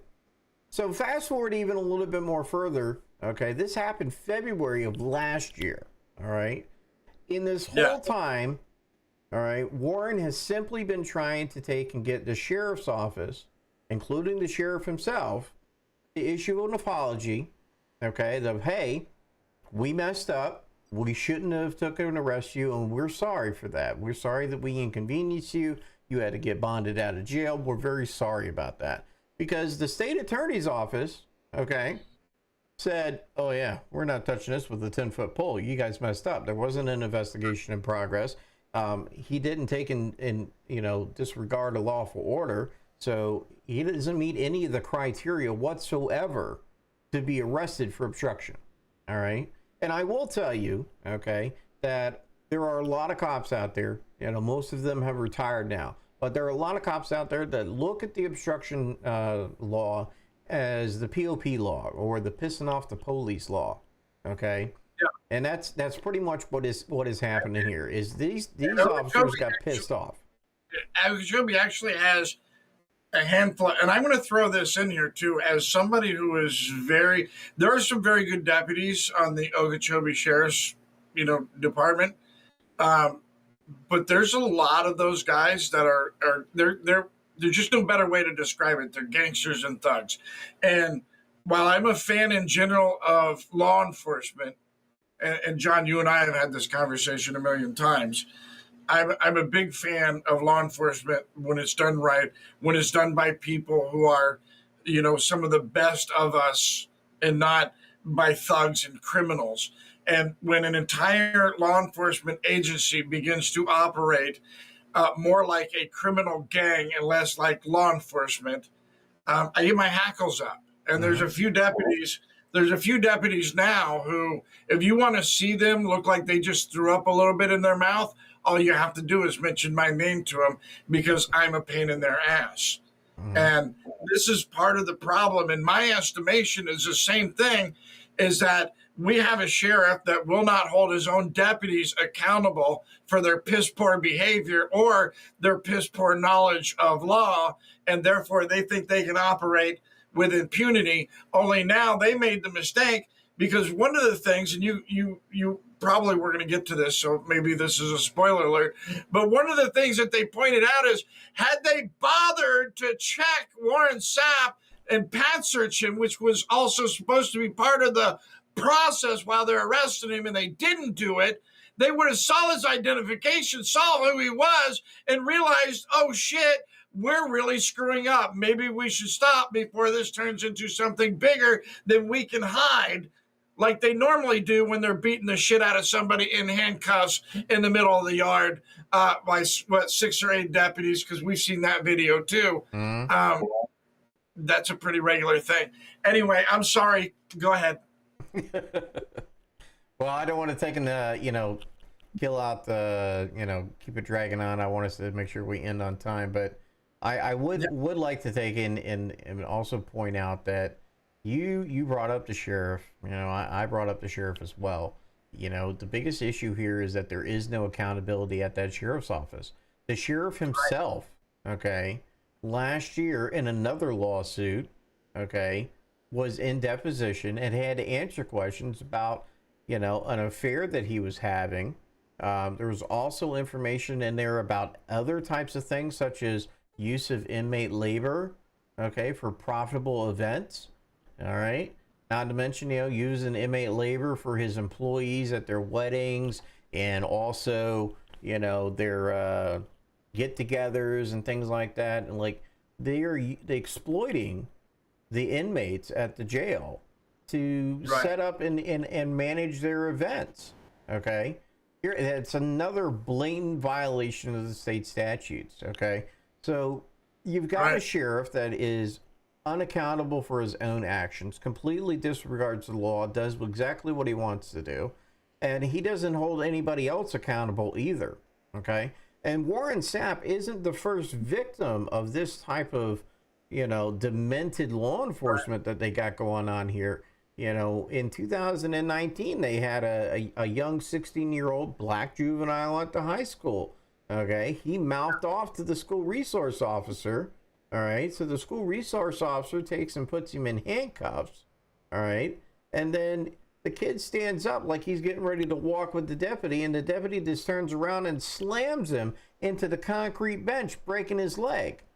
Do you think anything negative came about, of that deputy? And he probably ought not, do that, and that was bad? No. As a matter of fact, the sheriff, took and, congratulated the deputy on his use of force and that it was appropriate, and he did nothing wrong. Okay. Now that kid who wanted to go off and play sports can never play sports professionally now. He'll never have that opportunity. That was taken away from him. Okay. Before we even got to the body cam, I mean, there are so many other stories that you can't cooperate, but now that they do have body cameras, now you can start to corroborate some of these things. And by the way, that kid that you referred to, and I forget his name off the top of his head, but we're in a small town. Everybody knows everybody. That kid was a straight A student. He wasn't a regular problem child or anything else. He was a good kid. He didn't need to be treated that way. No. And even if he was a bad kid, he still doesn't deserve to have his leg broken. Right. But I'm even more so because somebody will make the excuse that, oh, well, he was probably a troublemaker or somebody like that. No. Well, sometimes children just have bad days. Sometimes you have to treat children like children. That is the other thing that has astounded me, okay? The guy that's making these S3 videos here about Warren Sapp, okay? I've been reading the comments and stuff on these things. These videos have also been posted in several of the Facebook groups, in Okeechobee. I'm reading these comments and they're like, oh, well, he was acting like a jackass. He was being disrespectful. It doesn't matter what that person is acting like or doing in regards to someone's feelings. It is a simple fact that these officers have violated that person's right. That kid, no matter what it is that he did not deserve to be slammed into a concrete bench and have his leg broke. There's another gentleman, okay, from last year, all right, The video is out for that. The full unedited video is on YouTube channel. It's called Change Okeechobee. Okay, the full video is out there on that. This guy was involved in a pursuit. All right, he had carjacked, I think it was his father earlier in the evening. And when they finally get caught up to him, he's on his hands and knees. All right, and they go off and they slam him to the ground and start punching him in the back of the head and then tased him 3 times. You know what the comments from people are like? Well, I guess he shouldn't have sold a car. Well, I guess he shouldn't have done this. Well, wait a minute. At the moment in time, this guy was compliant, non-resisting. And these adrenaline junkie cops decided to come in there and take a level-headed situation and turn it into chaos and violated that guy's rights. So the violation of rights continues, and it has no accountability with the sheriff. And he is just as responsible as the deputies because he allows it to continue.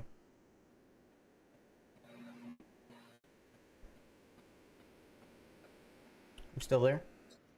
Yeah, I'm here. I'm actually scrolling through. I was trying to see how clear, because I went to Change Okeechobee, and I see some of the, and a lot of these videos I'm already familiar with.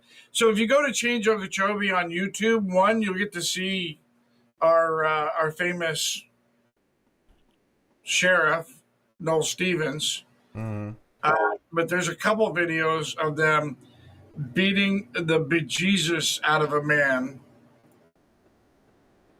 And I mean, they've got him on the ground. They're tasing him and beating the shit out of him while screaming at him to get his hands behind his back. Well, when you're repeatedly punching someone in the side of the face and tasing them at the same time, they're probably going to have a hard time getting their hands behind their back, especially when there's 6 of you doing it. If you guys watch the video, you'll be, well, offended. Oh, you'll be offended, all right. Here's a 27 second clip here, okay? All right, this is in Okeechobee, all right?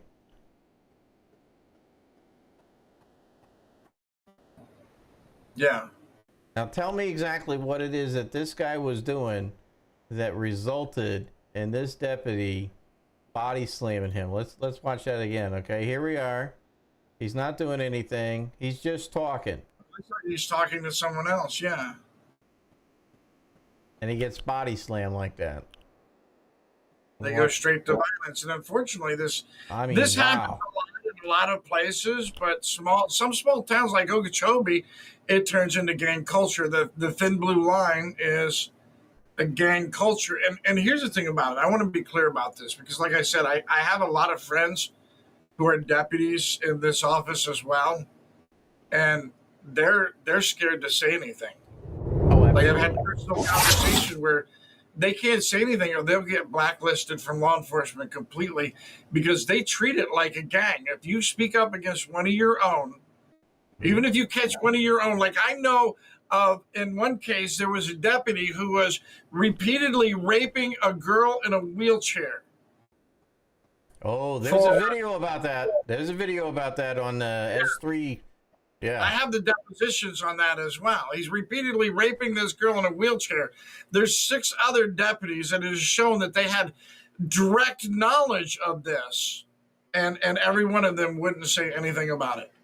And this particular deputy ended up going to jail for it. Well, but not by anybody in the SO. That's the thing, though. You know, you're talking about TJ Brock. You know, right. God, I've known TJ Brock for years. You know, years long before he ended up in that mess.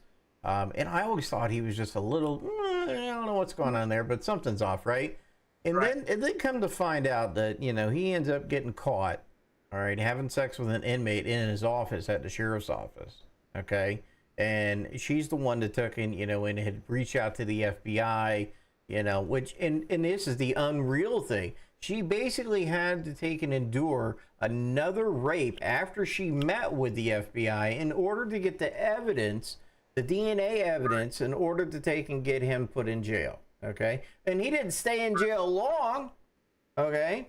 He got the sweetest deal, the only sweetest deal that I've ever seen in my life for someone who's a rapist. Okay, Yeah. of someone that is doing that with a badge. Okay, with a gun. We're talking about armed rape. Okay. Right. I mean, we're talking a serious felony here. We're talking decades in prison that you should be. You know what he got? He got no jail time. He got 5 years probation, and he got a nice, sweet job. Where? Well, it just so happens to be at one of the sheriff's main campaign contributors. Wonder how that worked out, right? Right. The corruption is just astounding. It's not just at the national level. It's at the state level. It's at the local level. And I'm telling you right here in Okeechobee, it is a cesspool of it. This problem is systemic. We've got to get together and do another show because we're out of time, and I feel like I could go for 10 more hours about this. But I will tell you, we're going to talk about too that I actually have direct knowledge that the sheriff's office has a plan in place that when ICE shows up, they're going to gather up all of the illegals and all of their what they call migrant housing, the farm housing. They're going to gather all of them up and hide them until the ICE agents leave, because Okeechobee, even though it claims to be a conservative red county, is, well, it's a sanctuary city also. They protect all of the labor for the dairies and the ranches and everything that go on here as well. That's part of the sheriff's office little modus operandi. Because that's where the sheriff also gets all of his campaign money from as well.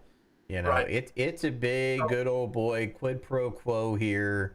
You know, and the biggest thing is that, you know, where this county is located at geographically, we're kind of out of sight, out of mind. You don't have no major news outlets that are here.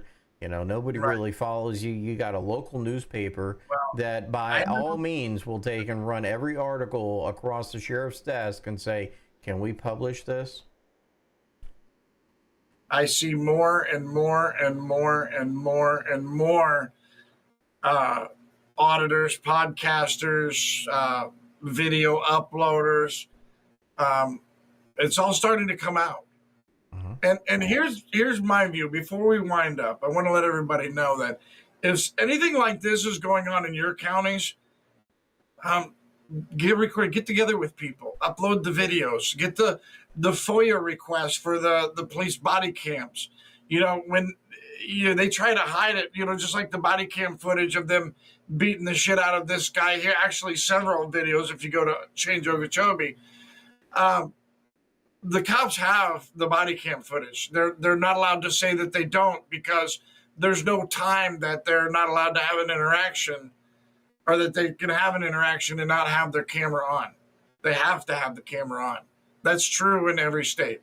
So everything that you can get, everything that you post, everything that you can shine a light on, they're so busy about crawling through our lives. And they say, well, if you don't have anything to hide, then what do you care? Well, that should be our theory with them as well. If you don't have anything to hide. And I'll tell you this, as somebody who has got to experience it, and particularly dirty cops, the minute they realize you're digging through their lives, they freak the hell out. Oh, absolutely.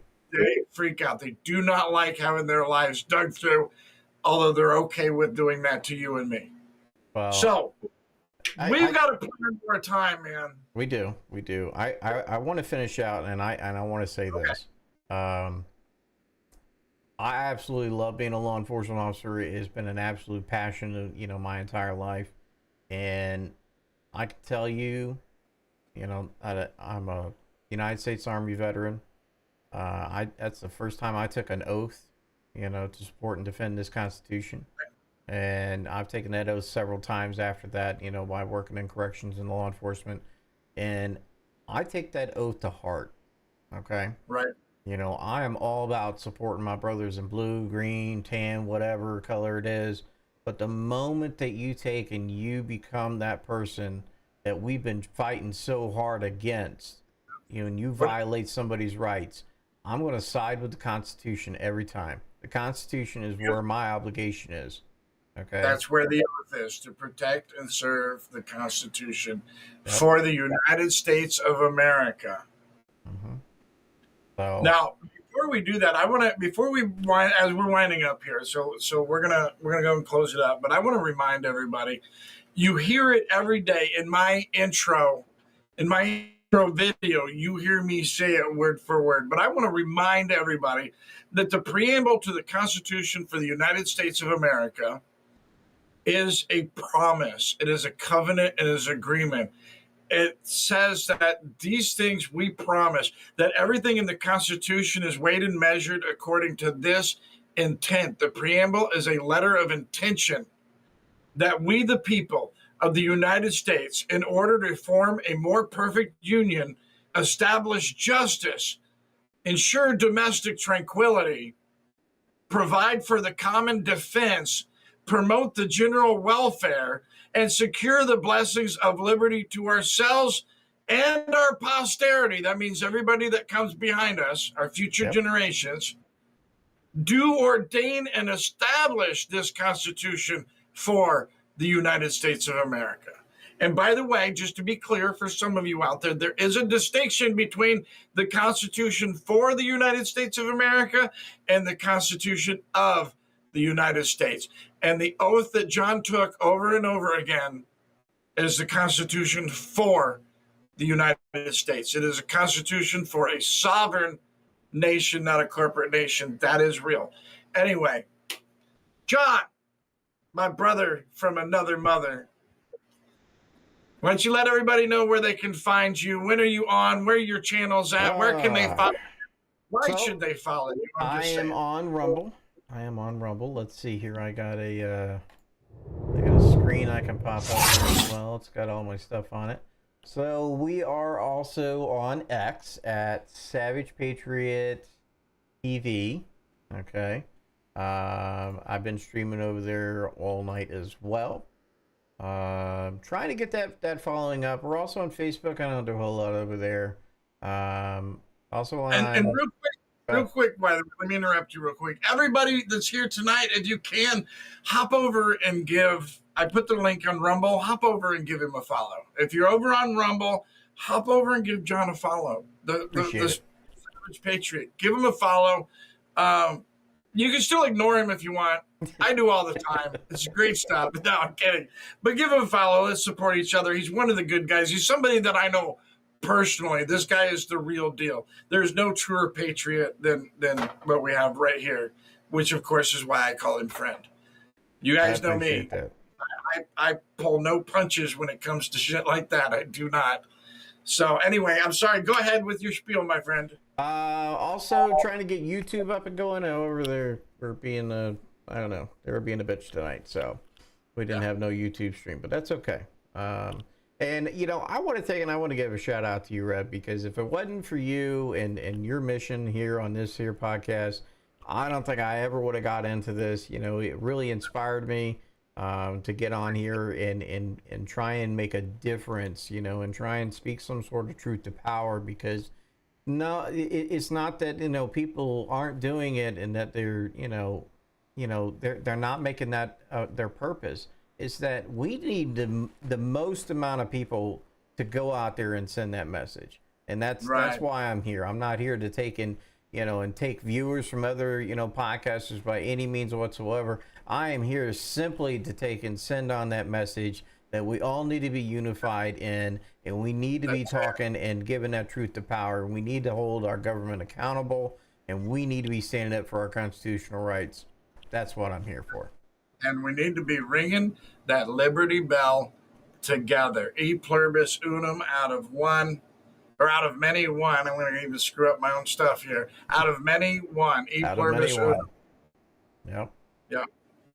So, together, brothers and sisters, ladies and germs, hobos and tramps, bow-legged people and one-eyed ants, all of us together.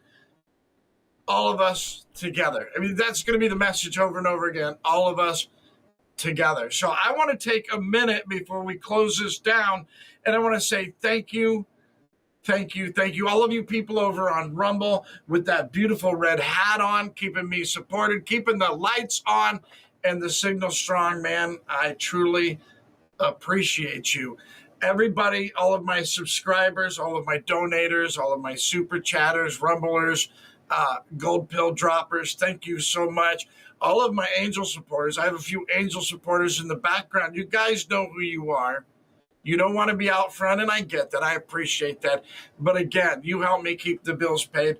The lights are on and the signal is strong. I can help other people because that's what we're doing at Boiling Point Live. This is a community effort. This is all about all of us.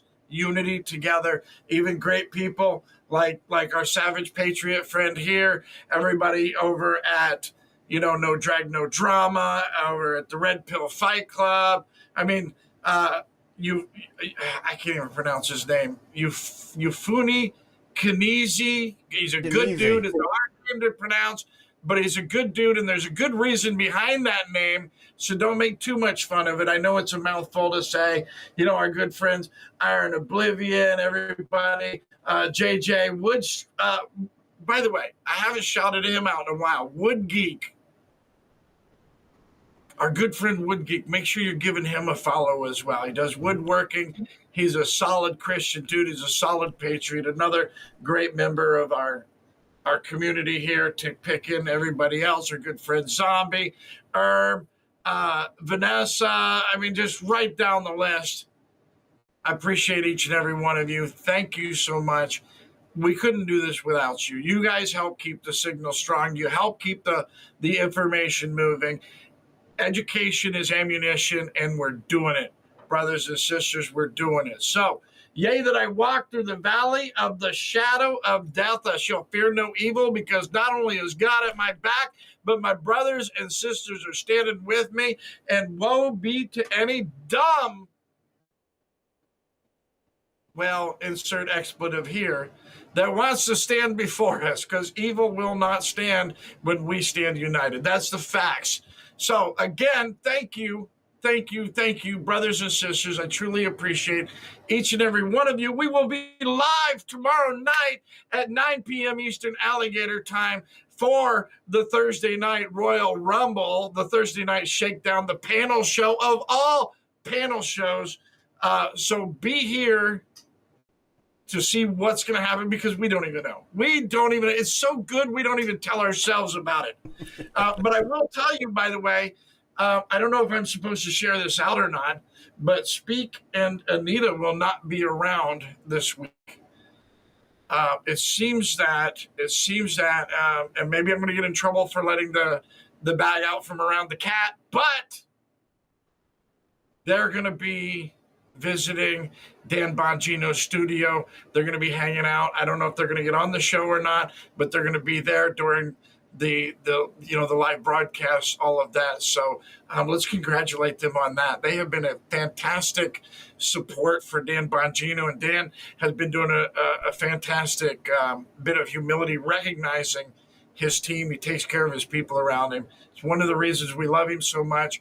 We're getting ready to lose him to be the deputy director of the FBI. I mean, come on, one of our community is now going to be helping run the Federal Bureau of Investigation. Hopefully he helps some heads roll. We know how pissed off he is about it. So anyway, make sure you give the congratulations. Most of all, make sure you take a minute and say hi to Jesus. Get your prayers done.